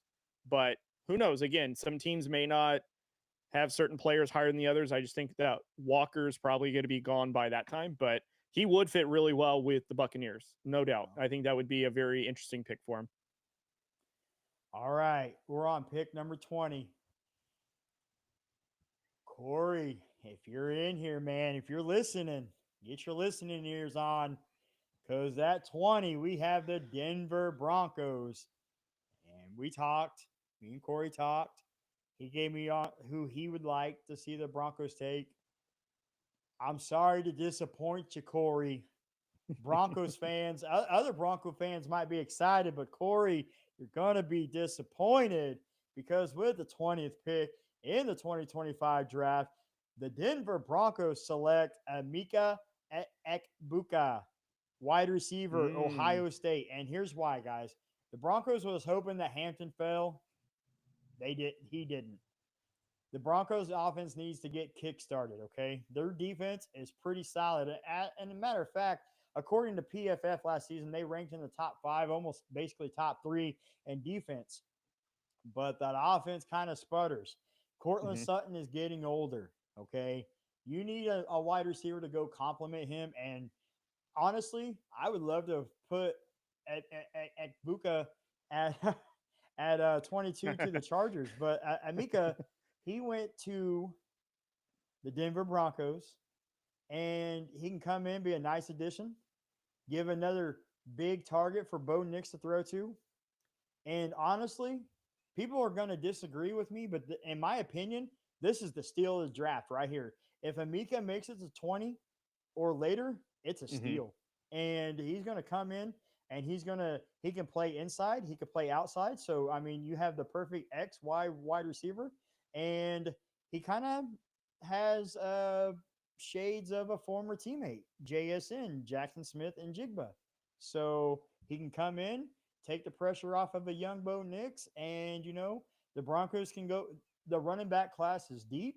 The defensive line class is pretty deep. Corners are, there's some Hmm. corners that you can get in rounds 2 and 3, 4 on those other positions, but a wide receiver and the 2 top tight ends are already gone. So why not go get another big body wide receiver for Bo Nix? It's a very interesting one. Yeah, I can see Corey didn't sign off on that one. I would No, have to he's say gonna in wait. my draft, and again, I think that I would hope this doesn't happen because again, we are AFC West rivals. So of course, I'm not trying to make the Broncos a killer of a team, which they might be. But I would say with Sean Payton and Bo Nix, they are going to need someone to run the football to give relief. And they have a very good offensive line that can get after people, big bodied. They need a premium running back to do so. So for me, the 20th pick, I do have Amarion Hampton falling to the Broncos or Okay. trading up to get him. I think that he fits this offense because Hampton reminds me of Alvin Kamara, and I think Peyton wants a player like that in this offense. Bo Nix, I think his level of play will elevate having a Hampton on the field because of his elusiveness, his ability to catch the ball out of the backfield or run it up the middle. I think Hampton is made for the Broncos, unfortunately, and I don't want to say that likely because that spells trouble for you and I and our teams. But I think Hampton with Sean Payton, that would be a very interesting dynamic to this offense that he can make an immediate impact as a rookie with that offensive line and they have a defense that they can lean on, yeah, that'd be tough. So I have Hampton going at 20. That is a great pick, my friend. For obvious reasons, I don't want to see it. I don't want to see Amika go there. No offense, Corey. Just similar to when the Raiders were on the clock. I don't want to see a great player go, but all bias aside, that would be a great pick. And you really hit the nail on the head with that. Kamara, because back to the Sean Payton days in New Orleans, he Mm-hmm. would go get his quarterback. So Corey is wanting neither of those. He wants a defensive lineman. We were talking. Yeah, I mean, we've been chatting. Last few weeks, last few days about these mock drafts and teams taken. So he really wants a defensive lineman. He wants like someone like Derek Harmon or Walter Nolan. But sorry, Corey. Sorry to the Broncos fans that want a D lineman, but it just didn't happen. So Also, too, I feel like their defense is good enough to where they are okay with not getting a defensive lineman in the first round. I thought because they just signed those defensive players that came out of Greenlaw and forgetting who the other one was. Um, he also with the Niners. I'm forgetting what his name is, but they just signed those guys. And don't get me wrong, Hargrave. they also have pretty good edge pressure, and I know that they would want interior, but they also have PS2. Like you can't have your cake and eat it too. You're gonna have to be weak somewhere on the defensive side. Just live with that. Take Amari and Hampton. If you don't Right. want him, fine. But I think your defense will be okay without having a D lineman. Judkins, Okay. yeah, maybe. All right. So I'll let you go with no, I'll go first on the Steelers. I'll go first Go on the ahead. Steelers because I want to go second on the Chargers. Okay. All right. Pittsburgh Steelers. You missed out on Shadur Sanders because he didn't fall. You didn't trade up for him. Aaron Rodgers is doing what Aaron Rodgers does, and he's taking a hiatus. He's, tripping on some psychedelics. He's thinking about retirement. He doesn't know what he wants to do. Mm-hmm. He hasn't given you a decision. He's probably not going to give you a decision until after the draft. And honestly, don't wait on him. Go get a quarterback of the future. And even if he does sign with you, um, but the Pittsburgh Steelers are going to take quarterback Jalen Mm. Milroe from Alabama. The Steelers waited for a quarterback, and now, I mean, you done missed out on the top two quarterbacks, and now you're going to be in panic mode because you put all the marbles in the Aaron Rodgers basket. You put all the eggs in there, and you waited too long. Now you're missing out. You didn't get Jackson Dart, so you didn't even get the top three quarterbacks in the draft because you Mm-hmm. didn't trade up for Jackson Dart. Honestly, I I know that this is going to sound crazy to some people, but Jalen Milroe falling to 21 could be considered a steal because honestly, he has great speed. I think he ran the like a 4.3 40. He has a strong arm. In Pittsburgh with the stout defenses of Cleveland, Baltimore, you know, they don't need a lot of their quarterback. So even in year one, if Jalen Milroe started, they don't need him to do a lot because that defense can, get the turnovers, create force punts, create turnovers. And I think that, they can run the ball. Maybe they draft a running back in round 2 or 3, and they really just kind of let Jalen Milroe develop at Jalen Milroe speed. And I'm going to give you a kind of a comp shades Mm-hmm. what he reminds me of. Okay. A modern day Quincy Carter. That's the callback, all right. I'll tell you that. That is a callback of all callbacks, sir. Yes, you're right. Actually, I was gonna say, so I said this on my show about a month or so ago that Jalen Milroe could have a very similar career or trajectory of his career to Jalen Hurts because of just very similar in terms of like questionability about can they make all the throws in the NFL? Are they pro ready? Can they ever be a starter? Can they ever be somebody that could lead a team? Jalen Hurts, when he came in, when he was first drafted in Philadelphia, super raw, super rough. I mean, super intelligent, though. Like, there's no doubt that he understood defenses, he understood play calling, but had to get used to the speed of the game, had to get used to, his arm accuracy because that was way off when he came in out of Oklahoma under, I think it was Lincoln Riley was his head coach. So he came in, and that was also, again, after he transferred from being benched essentially in Alabama. And so Jalen Hurts had a lot of adversity to come by. And over time, Jalen Hurts just slowly got better. I think if Jalen Milroe gets in an organization where he does not have to be day one starter, he can learn and get used to the speed and continue to get developed. I think Jalen Milroe might have a chance to be similar to Jalen Hurts. I'm not saying he's going to win a Super Bowl. I'm just saying that the similarities are there. They're very similar in build, very similar player. All the scouts have said he's extremely smart in terms of Jalen Milroe, and he's also one of the best runners since Lamar Jackson coming out of this draft.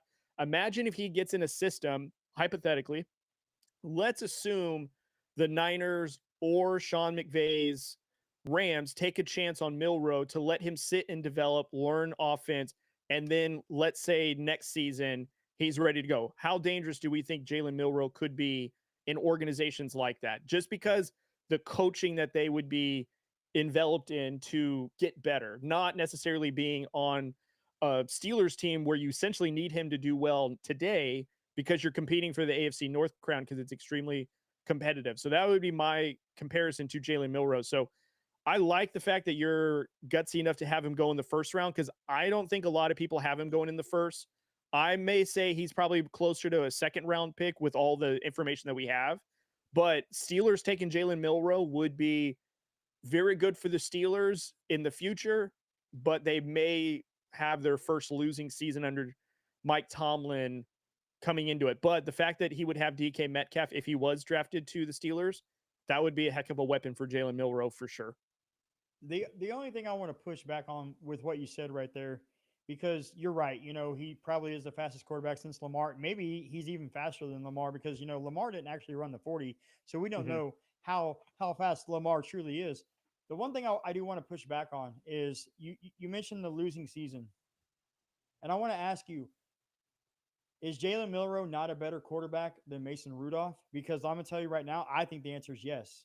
And with the weapons, DK Metcalf and George Pickens, not to Mm-hmm. mention Fryermuth at tight end and Jalen Warren at running back. And if they go get another running back in the draft, someone like Damian Martinez or Mm-hmm. a Cam Scatteraboo, a power back type, Mm-hmm. with that defense, I think the Steelers, it doesn't matter who their quarterback is, they're still going to have a winning season. They still think that they're right on the cusp of playoffs. It doesn't matter if they roll the dice with Mason Rudolph or if they go Jalen Milroe. The reason that they went Jalen Milroe in my mock draft, fifth year option. And that's big, Sure. especially for quarterbacks. So Yeah.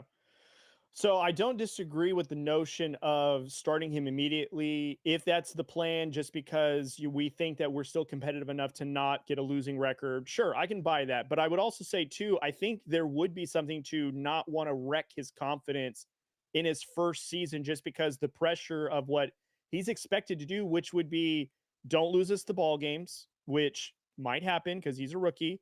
And it's the AFC North. And in a sense, you've got Mike Tomlin, one of the most tenured head coaches in the Steelers organization that would have a lot of heat coming down if this quarterback doesn't produce right away. So my only thing is I don't disagree with the thought of, hey, let's start him, let's get him some reps and let's go from there. But I think too, then like, do we want to wreck his confidence to where now we're not sure if we have anything, just like what happened with the Bears and Justin Fields, where we kind of were like, oh yeah, let's get him in there immediately. His confidence got super wrecked. And then we basically don't know if Justin Fields can play or not. We think he can, but he's now on his third team in 4 years. So really, can he or can't he? And I wouldn't want Jalen Milroe to go through the same thing because he maybe he wasn't given enough opportunity to sit and learn before he came out ready. That's all I'm saying. hey, I'm not going to disagree with you, except for on the fact he played in the SEC, one of the toughest conference, if not the toughest conference to play in all of college football. We know that SEC quarterbacks tend to have a high success rate in the NFL, minus Bama quarterbacks, with the exception of Jalen Hurts and kind of Tua. But he played Mm-hmm. in the SEC. He's used to playing stout defenses, tough situations, and I think he could do it. But did you make your pick already? I didn't, but we both went quarterback. I just went Jackson Dart to the Steelers because Okay. very similar. I think the Steelers, especially Mike Tomlin, he is not. I don't think he's a big fan of this whole Aaron Rodgers. Do I want to play or don't? I think for the lack of a better term, Mike Tomlin's probably thinking, "Hey man, either drop a deuce or get off the pot. Like choose one or the other. You're not going to tie us up because we got business we got to run. If you want to do your own thing, go ahead, but I don't have time to wait for you." And I think this is Tomlin's way of saying, I'm going to just get a guy now, and then we're going to just worry about that right now and not worry about this 41-year-old who does he want to play, doesn't want to play. So I got Jackson Dart going 21 to the Steelers. All right. All right. So we both took quarterback, just different quarterbacks. Mm-hmm. Go ahead and get us started with the 22nd pick because I'm dying over here to hear who you took to the Chargers. So for the Chargers, I went defense for you guys at first. I think you guys are going to want to really work on that front. I would assume because you guys will want to get out after Patrick Mahomes, whatever, Geno Smith for the Raiders, of course, Bo Nix and stuff, and also the other teams that you're going to play. So I actually think you guys are going to really bolster the interior. The fact that you guys re-signed Khalil Mack, I think, is huge because, in my opinion, you guys chose the right edge to keep because Joey Bosa, in my opinion, just didn't live up to expectations. And I'm glad that you guys let him walk, let him go somewhere else, but keep Mac because I think Mac had the most value on the defense. And the front that I have you guys going for is Walter Nolan out of Ole Miss. I think he would be the one that goes into the front for that defense. And I think because of his athleticism and how he disrupts the run game, I think that's what Jim Harbaugh would like within that defense. And I feel like Nolan would go really well with the Chargers. Wow. I like that pick. I did go defensive line. I didn't even think about Walter Nolan here because lo and behold, wouldn't you know it, there is a Michigan guy still on the Uh, board. And I went defensive lineman Kenneth Grant from Michigan. mm, Jim that's a good Harbaugh one. gets a Michigan guy, but Yep. not his former tight end like everybody thinks. No, no, no. Mm-hmm. Defensive coordinator Jesse Minter gets some help on the defensive side. Grant will fit in great with the defensive scheme. He already knows what Harbaugh expects. He already knows what defensive coordinator Jesse Minter wants, the scheme that they run. And Chargers, like you said, brought back Khalil Mack. They brought back the right edge rusher. Joey Boza is like a man of glass. Yeah. He's always hurt. When he was on the field, he was one of the most dominating pass rushers in the game. But the problem Mm-hmm. is year after year after year, he's missing half the season or more. And you brought back Khalil Mack, who can stay on the field. Yes, he's a little bit older, but I think, you have young pass rushers, depth wise, to take over when Khalil Mack. And now it's really time to solidify that interior defense alignment. Jim Harbaugh, you know, Coach Harbaugh, he likes running, building from the inside out. He wants to build his defensive line, work on Mm-hmm. the corners, work on the safeties, and then come back to the linebackers. And so, getting to the quarterbacks, like I said, with the Raiders, taking Mason Graham, Mm-hmm. a lot of talented quarterbacks, Patrick Mahomes, Geno Smith, Bo Nix, and Kenneth Grant, can come in and have that impact from day one. And he Mm-hmm. has shades of a little bit of a throwback here. BJ Raji for the Green Ah, Bay Packers. yep. That's a good one. Yeah, no, he's very similar to that. You know what? I think it's because I was thinking of it in terms of like quality of player and depth in terms of like, how far are you willing to reach? But what we forget too is some of these coaches that are basically having their hands in player personnel, Jim Harbaugh being one of them, he might go for his Michigan guys because he knows what they can bring. And very similar to like what the Eagles have done, they basically, for the past few seasons, drafted nothing but the Georgia Bulldog guys. And so as they develop together, they improve together. Now they're a stout unit, and Jim Harbaugh maybe coming back very, very similar to that. So I like that. Well, and it's not even just like that he's a Harbaugh guy, but I mean, last year, this year, And really, like the next 2 years, Jim Harbaugh has an advantage because he has literally scouted every single one of them, Mm-hmm. and the fact that Kenneth Grant played for him, I mean, he has that extra scouting because he won a national championship with this player. So I Mm-hmm. like the pick, and we're on to number 23. Wow. All right. So I'll take this one. I've got Green Bay with the 23rd pick, picking Jahad Campbell out of Alabama. I think he would fit really well in this defense because they've got some pretty good corners, but I really think that they need a Mike linebacker, and I think Campbell really fits with what that defense wants to do. And I think in the later rounds is where we'll see maybe some offense because they do need another wide receiver. But I think here they're going to focus on defense because that's really what they needed during the think it was during the wild card game where they got bounced. They really needed some sort of defense, and I think Campbell could come in here and help. Oh man. Well, what's this? Trade alert, trade alert. The Green Bay Packers have decided that when the NFL draft finally comes to their city, they are going to trade back in the first round. And they make a trade with the Baltimore Ravens. Mm-hmm. And the Baltimore Ravens select safety Malachi Starks from Georgia. The Mm. Ravens have a history of just letting the draft come to them, Yeah.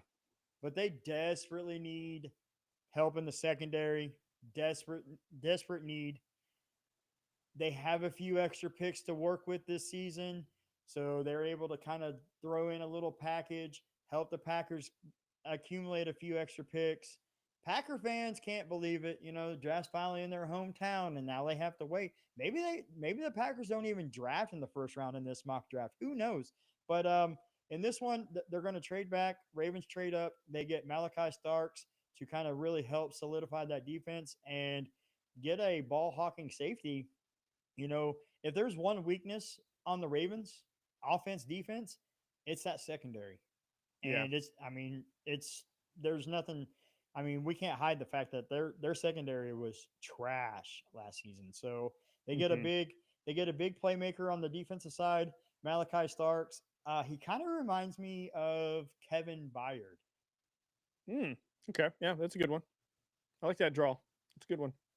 So So yeah, I don't have the Ravens trading up, but I do have Malachi going with the 24th pick though to the Vikings because the Vikings they have a safety position that really needs to be filled with Harrison almost on his way out. So I think Malachi is going to go, or yeah, Malachi Stark's going to go to the 24th pick. But yeah, your guy is just one shot ahead of me. So it's kind of funny. We were almost thinking the same guy, just one pick too soon. So that is funny. So Malachi Starks would, be a great fit for the Vikings. Obviously, he got picked the one pick, but what's this? Trade alert! Trade alert! We have another trade. The Minnesota Vikings are going to trade the 24th pick to the Jacksonville Jaguars. The Jags have some extra picks. mm-hmm. They give up their second and one of their third rounders to move up into the back into the first round. Minnesota only has 4 picks in the draft. Mm. So the fact that they only have 4, they need some help. They need those extra pieces. And what better way than to trade back a little bit, trade out of the first round, acquire a second and a third. And Jacksonville is going to select wide receiver Tet McMillan, Arizona. Oh, New I head forgot coach. he kept falling in your bracket. I He forgot. just kept falling. Like, I'm just not that big on him. Like I said earlier in the show, he came out and said I don't watch football, and I'm just not a big fan of that. Like, I don't ever want to hear a player say that. Mm-hmm. And Liam, Coach Liam, you know, grabbed his left tackle earlier. Now he gets a big body receiver to pair with Brian Thomas Jr. The Mm-hmm. Jags have heard the Texans are in the market for receivers in the draft and decided to jump them and take a receiver that could have been drafted top 10. Some Mm-hmm. people have him in the top 10, some people have him in the top 5. Yeah. I'm not one of them. I will say he does kind of remind me of a early young AJ Green. Yeah, I've seen that But person. but the fact is he doesn't watch football, and I wasn't big on him, so he falls to the 25th pick. Yeah, Did I just somehow joined your. I'm going to leave. I'm going to step aside. Good seeing y'all. good seeing you. Uh, that was Avery from Three Guys Six Balls podcast. Just making a random appearance on a Monday. That's what's funny is all those StreamYard links that are, or not StreamYard, Riverside links that are probably out there. You're clicking on one, you don't know whose studio you're walking into. So I dig it. That was fun. All right. So the next is the 25th pick. I have a feeling who I'm going to go with, but I'm curious, who do you have if the Texans still own this pick? Who do you have Okay, going at the 25th pick? the Texans still do own the pick, and I'm going with Gray Zabel, the interior offensive lineman from North Dakota State. Houston Texans need help on the offensive line in the worst way. When CJ Stroud has time to pass, he's great. He's Mm-hmm. a great quarterback. Problem last season was he didn't have as much time as he needed. Gray Zabel can come in, play multiple positions. He can play tackle, he can play guard, he can even play center. That's why I list him as an interior offensive lineman. I think his true position is guard, but he can literally play all positions on the offensive line. And so for me, they traded away offensive linemen and they need offensive linemen. They don't get the wide receiver that they were hoping for. Maybe they don't want to reach on a defensive lineman. And so offensive lineman for me is their biggest need. And they get somebody that can come in and play all points of the position, all points of the offensive line. And he kind of reminds me of Graham Burton. Graham Hmm. Burton.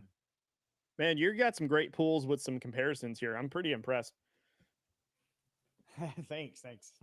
So for the Texans 25th pick, I have the receiver out of Texas, Matthew Golden, fall into them. They desperately need to find a way to replace, obviously, the receiver who pretty much got his leg blown out in that regular season. I'm forgetting his name. I Oh, feel Tank Dell. terrible. Tank Dell. Tank Dell, that's right. Uh, Nico Collins is obviously the legit one for sure. Tank Dell is going to be out for a considerable amount of time. Also, don't even know what type of receiver he'll be when he gets back. Texans need someone more than just a Christian Kirk, who they did trade for as a complimentary piece. I don't know how involved he's going to be, but it's kind of disrespectful to bring in a Christian Kirk for CJ Stroud to kind of throw the ball to outside of Tank Dell, who was his best friend. So I think Matthew Golden is going to be a nice shoe in here at receiver spot for the Texans. And plus, Golden's is a Texas guy, so keep him in Texas. I think it's a beautiful match within the draft realm. So I'd go Golden here at the 25th pick. Okay. I don't hate the pick. But obviously Matthew Golden wasn't here on mine. And Mm-hmm. all right, moving on. The 26th pick. Guys, if you're just tuning in, just listening, the LA Rams traded up from 26 to 15 to get Jackson Dart.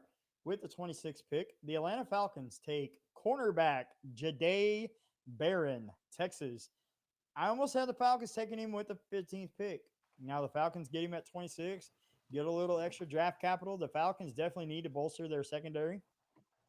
Barron can come play multiple positions in the secondary. He can play the true corner, the slot, the nickel.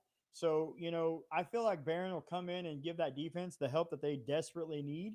And the Falcons, they kind of get a steal in a sense because he falls all the way to 26 somehow. 25 other teams forgot that this corner was out there. I want to throw out the shade real quick before I hear your pick, and that might surprise you, but it's Stephon Gilmore. Mm. Wow, you think he's going to be that kind of quality cornerback? I think he has the potential to be that kind of a cornerback. Yes. Well, because in my mock, he's going to the Buccaneers. So if the Buccaneers get a Stephon Gilmore type of player, they might have a pretty scary defense for a minute. So that would be very, very interesting of a comparison. And I like that one. If that were the case, I think he'd probably be the number one receiver or number one cornerback coming off the board because Stephon Gilmore has made a career in shutting people down, going different spots. Doesn't matter the jersey. He has one job and he stops whoever he's covering. So Yeah. that'd be a huge get for you have him going to Atlanta, you said? Yes, sir. Yes, sir. That'd be a good one. All right, so this AFC is the South. 26th pick. I've made no trades because I'm lame and I don't think there'd be any trades happening. Although I love the Jacksonville pull, though. It's probably still my favorite. So I still have the Rams owning the 26th pick. I have them going edge on this one. The edge rusher out of Texas A&M. The other one, Nico Scratton. I think that's how you pronounce his name. Scouton? Is it Scouton, maybe. Scorton? Scorton, whatever. Yeah, it's He, something weird. anyways, I have the other edge rusher out of Texas A&M going to the Rams. I think that would really be a nice addition to their already young defense, and they really need somebody that's going to come around the edge because against the Philadelphia Eagles, they had no pressure coming in that game to Jalen Hurts. So I think the Rams really need to continue to improve that defense. It's got a lot better, and it got better as it got healthy. And I think here, Nick from Texas A&M, I think he would help out a lot. Oh, yeah, absolutely. Um, he could help out a lot, and I didn't even think about him. I kind of honestly forgot about that edge rusher, so I'm not gonna lie. Good pick there. The 27th pick, the Baltimore Ravens. You're up. Okay, so the Ravens, they traded up in yours, right? They traded. Yes, they traded up. So in mine, I have the Green Bay Packers. Got it. Okay, so I agree that Baltimore needs safety, they need corner, they need some sort of secondary help. I don't think that they're going to go in the first round. I actually think that they're going to address their offensive line. So I have them getting Tyler Booker out of Alabama. I think the guard there, I think they're going to really bolster up to really help continue to make the running lanes for Derrick Henry pivotal and give Lamar Jackson a lot of time to obviously find his open guys. Because when he had some offensive line help, that offensive looked better. And I think Baltimore, even though they're known as a defensive team, I think they're going to lean a little bit more on offensive line protection to make sure that Lamar stays upright and Derrick Henry has some open lanes to hit when he gets when he gets the ball in the backfield. So I've got Tyler Booker coming out of Alabama. That is a good pick. I mean, and think about it. Derrick Henry's getting a little bit older, so he Mm-hmm. might need a little extra protection. It's never a bad idea to have extra protection for Lamar Jackson. I don't hate the pick at all. Mm-hmm. The Green Bay Packers traded back, and now they own the 27th pick. And Packer fans, stand up. But I'm sorry to say, your team does not draft a wide receiver in the first round because they are going to take edge rusher Mikael Williams from Georgia. Come in, be instant impact on that defense. They need an edge rusher in the worst way. And the division that has some pretty good quarterbacks, Mm-hmm. Jared Goff, JJ McCarthy, Caleb Williams. He kind of reminds me of Jermaine Johnson. Jermaine Johnson. Oh, yeah. That is a good one. So with the 28th pick, 28th pick, I've still got the Lions, and I have them going O-line again. So we're going back-to-back O-linemen. But I got them going Zabel mm-hmm. from North Dakota State. I think that they are going to want to continue to pound the rock, and I think they're going to go in guard here on this one. And I think, again, they're going to have to really figure out what they want to do on the offensive side now that they lost their OC. But it does help that they're promoting, I think it's their quarterback coach into the OC, so he's still familiar with the schemes and the play call and all that. But I think that they really want to continue to have that tenacious front, especially if for Sonic and Knuckles, or at least for Jahmyr Gibbs, because he is a fantasy beast for those that had him on his team. And also to continue to protect Jared Goff, who, yes, he cost him the playoff game, but protection is still important for that quarterback to stay upright and to make the right decisions, because what got him was that pressure defense that the Commanders had. So I think this is their way of addressing that.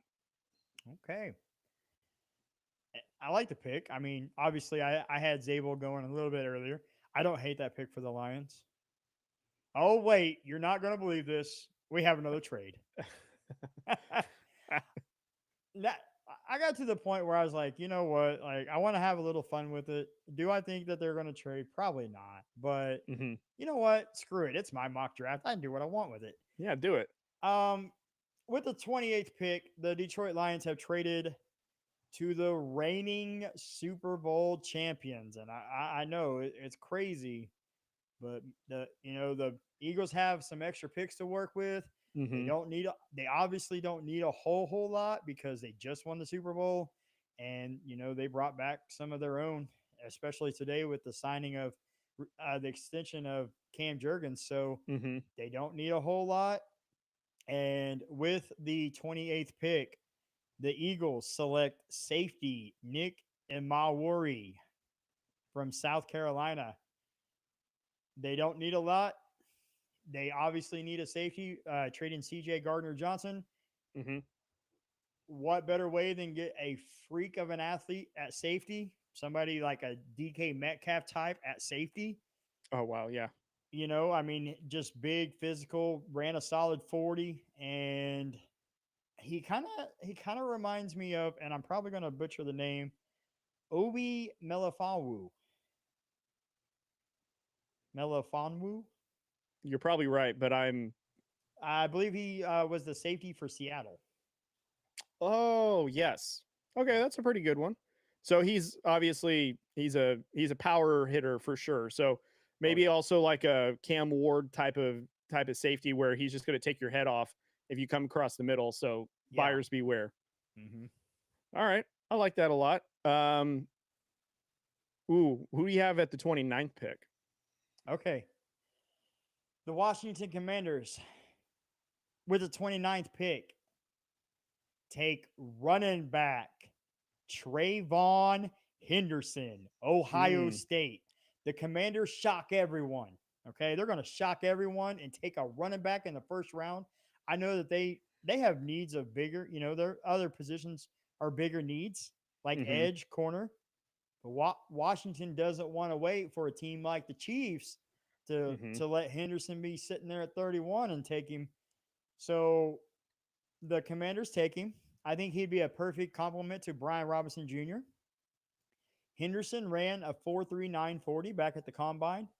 What impresses me the most about Trayvon Henderson is his pass blocking ability. He is a running back that can really do a good job picking up the pass rush, the blitz, and he holds his own in pass protection. So Mm-hmm. I really like it, which obviously in the NFL, that's going to be a big need at running back. Your running backs have to stay in and block sometimes.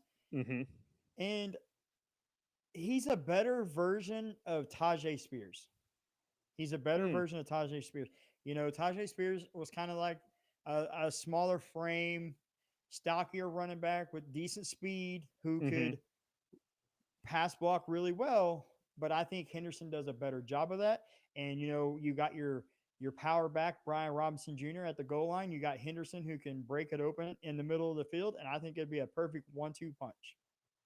That's a actually that would be a scary pick to think about because I mean they're already pretty good on offense. I don't know if running back is their for Oh, sure need, but if they did get someone like Henderson with obviously the offensive line that they have and Jaden McDaniels to be able to just turn and hand the ball off to, be a lot of home run ball. There'd be a lot of home run like breakaways for sure. So I'm going that's to a tell you pretty this good right one. now. Running back isn't even their top five need. They No. need edge, corner, wide receiver, safety, O line. Mm-hmm. But the fact that, fifth year option on a running back, you Mm-hmm. don't want a team like Kansas City. You don't want a team like Buffalo. Mm-hmm. You don't want a team to maybe trade with the Detroit Lions at 32 and grab a running back. So that's why I had Henderson going at 29. I like it. So I do have the Commanders taking also a player at Ohio State, but I have them addressing the wide receiver room because yes, they did acquire Debo Samuels, but how many more seasons did he have left to play? Right. Also, too, they have Scary Terry, which again, how many more productive seasons does he have? He looked great first year with Jaden Daniels, but obviously he's been in the league for a minute now. And I think if you want a guy that can complement Scary Terry and still come up with Jaden Daniels, I think you're gonna have to help me pronounce his last name. It's Amika. How do you pronounce the last It's name? like Ekbuka. Ekbuka. Ekbuka. Amika Ekbuka. He would be, in my opinion, a really good fit for this offense, Jaden Daniels, and especially with Cliff Kingsbury, how he was calling plays and how he really helped get it simplified for Jane Daniels. And then as the season wore on, it got better. So imagine if he had another receiver that is extremely talented and is a really good route runner, because again, comes out of the same school as Marvin Harrison Jr., both elite route runners. And next season will be Jeremiah Smith, who is arguably better than both of those two. But Emeka is a very comparable receiver, and I think he would fit really well with this Commanders offense. Wow, that's a good pick. If Emeka was still there at 29, maybe that would have been the route I would have went. I don't really see any of the other wide receivers kind of being first round talent once you get out of Matthew Golden, Emeka, Mm-hmm. Tet McMillan, and those sort of caliber receivers. So if he landed there, that would be absolutely scary. I mean, Yeah. it would honestly be just as scary as Trayvon Henderson Mm-hmm. landing there, because that offense would just take off to new heights, because Cliff Kingsbury with Mm-hmm. a second year Jaden Daniels, who's already went to the playoffs, already knows like, hey, the pressure's on, but I don't care. Mm-hmm. I like it. And I mean, if Emeka was there in my mock draft, I probably would have had the Commanders take him there as well. So, Mm-hmm. all right, Buffalo is up next. You want to take this one? I'll let you start. I'll Okay. take the next one first. So I think Buffalo's not going to trade their pick to the Chiefs anymore. I think they learned their lesson the last 10 years, finally, because, Jeez, they finally. did essentially hand the Chiefs their franchise. So I think, though, that the Buffalo Bills are going to continue to address the defense. They did sign Joey Bosa, as we alluded to earlier in the show, but I think that they are continuing that route by getting another edge. And I think they're going to go with the edge out of Tennessee, James Pierce Jr. I think they're going to pair him. And within that defense, I think this would be a nice compliment to the Bills, although I wouldn't be surprised if they traded out of the first round. Maybe they don't have any talent that they like that much. But I think for now, if they were to stick with this pick, I think James Pierce Jr. really kind of fits with what they're trying to do. And again, additional pressure that they can bring, because they did not have any pressure that was able to get to Mahomes, which the Chiefs are the Bills' kryptonite. So, and if there is a blueprint on how to beat the Chiefs, it is what the Philadelphia Eagles did to them, which is you have nothing but a huge front. You come bring pressure at all sides, and you get Mahomes uncomfortable. And I think this is the way the Bills can help do that. I don't hate the pick. I don't hate that they went defensive like edge rusher there. Mm-hmm. I'm not a big fan of James Pierce. I mean, I know he can play. I just heard that like at Tennessee he was kind of a cancer in the locker room, and for me, I tend to stay away from players like that. But maybe Buffalo can turn him around and get him in the right direction. And if that's the route that they chose to go, I mean, Joey Bosa on one side and James Pierce on the other, that would be a dynamic duo. And I mean, what better way than learn then from one of the best pass rushers in the game today when he's on the field. Mm-hmm. I did go defense, but I went a different route on defense. I Okay. went Trey Omos, Oh. corner, Ole Miss. Bills need help in the secondary. Tre'Davious White needs help. Mm-hmm. And I feel like, he can come in, learn from Tre'Davious White. I think they could have easily went defensive lineman Derek Harmon. But they're going to address their corner. And then, there's still a lot of edge D linemen still available.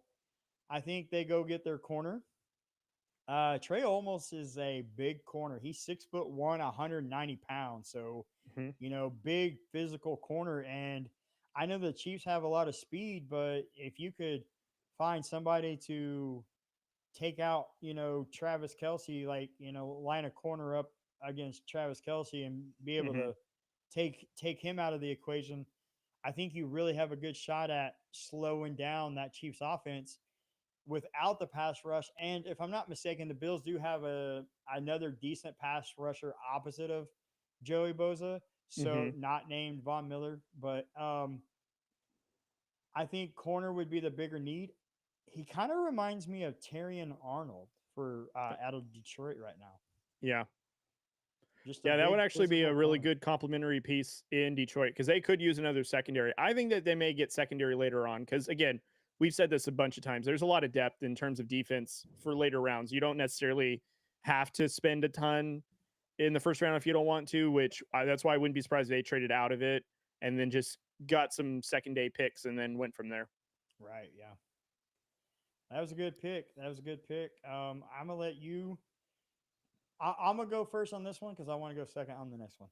You got it. All right. Kansas City, Kansas City, Austin. If you're listening, get your listening ears on, bud. Tune in because with the 31st pick in the 2025 NFL Draft, the Kansas City Chiefs will take defensive lineman Walter Nolan. Mm. Chiefs beef up their D line in a big way. Walter Nolan played in the SEC. He had 6 sacks last season at Ole Miss.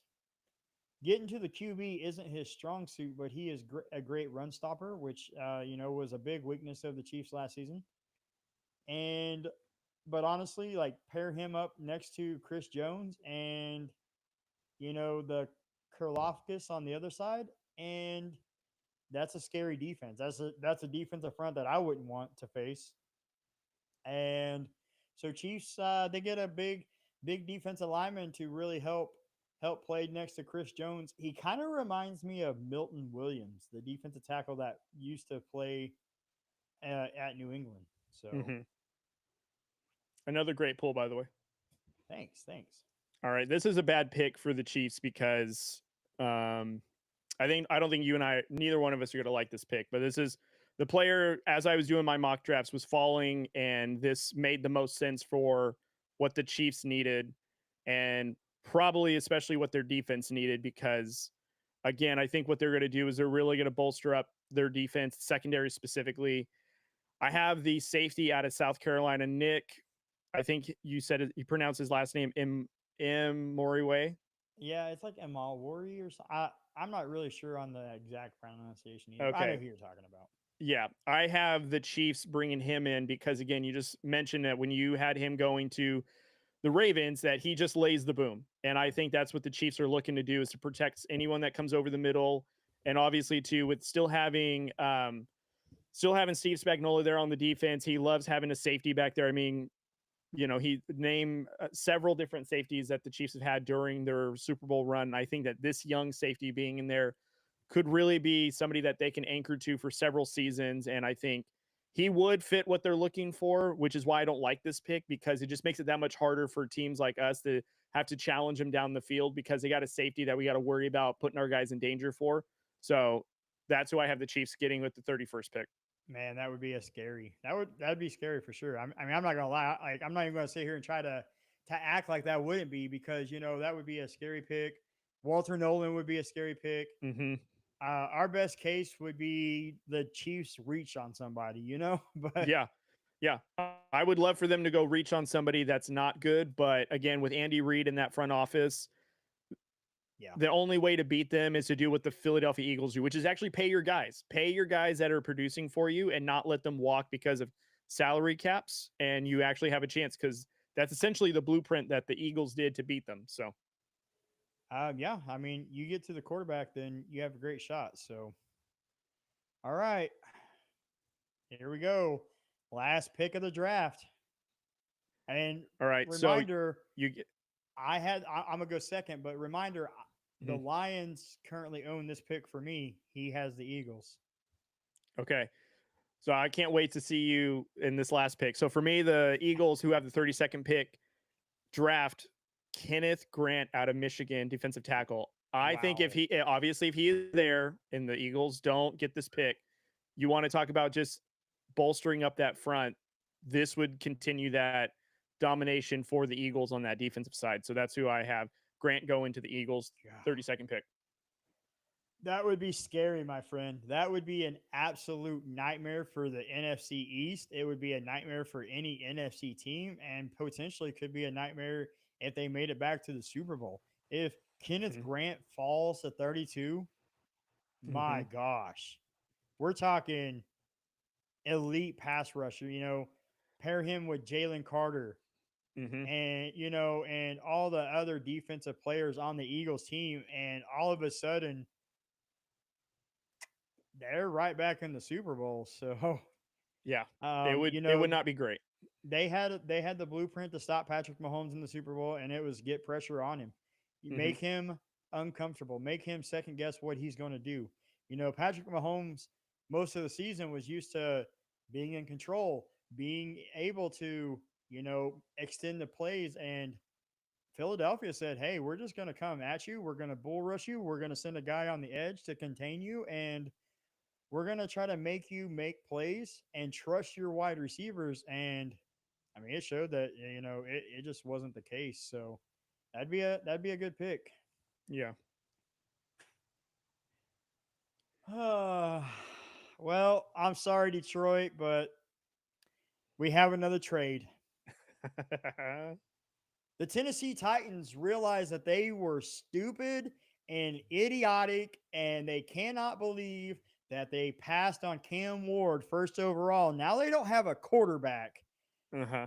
And so the Tennessee Titans trade up. Maybe they give an extra pick next year, to trade up a couple of spots to take quarterback Tyler Shuck from Louisville. They waited to take a quarterback, but Jackson Dart, Jalen Milrow are already gone. So in this one, they have no choice but to trade up and get a quarterback. And now their whole future is just going to be shot because they passed on Cam Ward. Hmm. And so Titans maybe learn something from this mock draft. Don't pass on Cam Ward because it will bite you if you're really wanting a quarterback of the future. Hmm. Tyler Shuck could be that. The only thing that scares me, obviously, is his age. He turns 26 in September. But I'm going to tell you right here, right now, Hmm. Tyler Shook is probably the most pro ready quarterback in this draft class. He has the experience. He sat behind Justin Herbert at Oregon. Wow. Okay. Right. So he has the experience. He was at Louisville in kind of that pro style offense.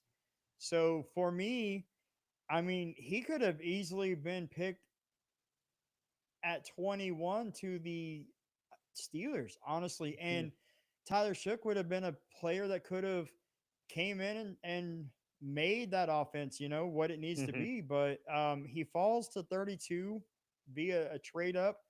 I'm sorry, Detroit fans, but you pull a move that the Kansas City Chiefs pulled a few years ago and traded completely out of the first round.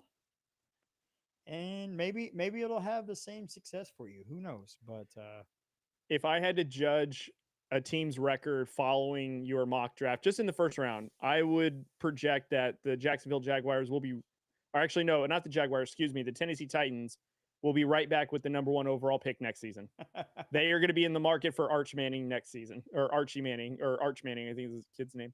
it's Arch Manning, but we're not even so sure that he's going to declare. Remember, he is a Manning, Oh, and that's true. if he doesn't want to go somewhere, he won't go.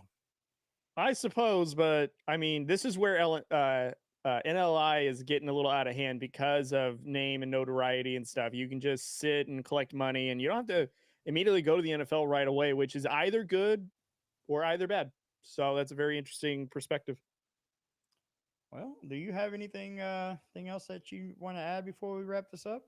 Tim, I had a ton of fun, dude. I love the mock draft. I appreciated the fun trade Yes. alerts that you brought to us, man. I also appreciate you inviting me on. It was a couple of weeks in the making, but I'm Yeah. glad that we were able to do it, man. I had a blast, and I appreciate you for letting me on your channel and talking some ball with you.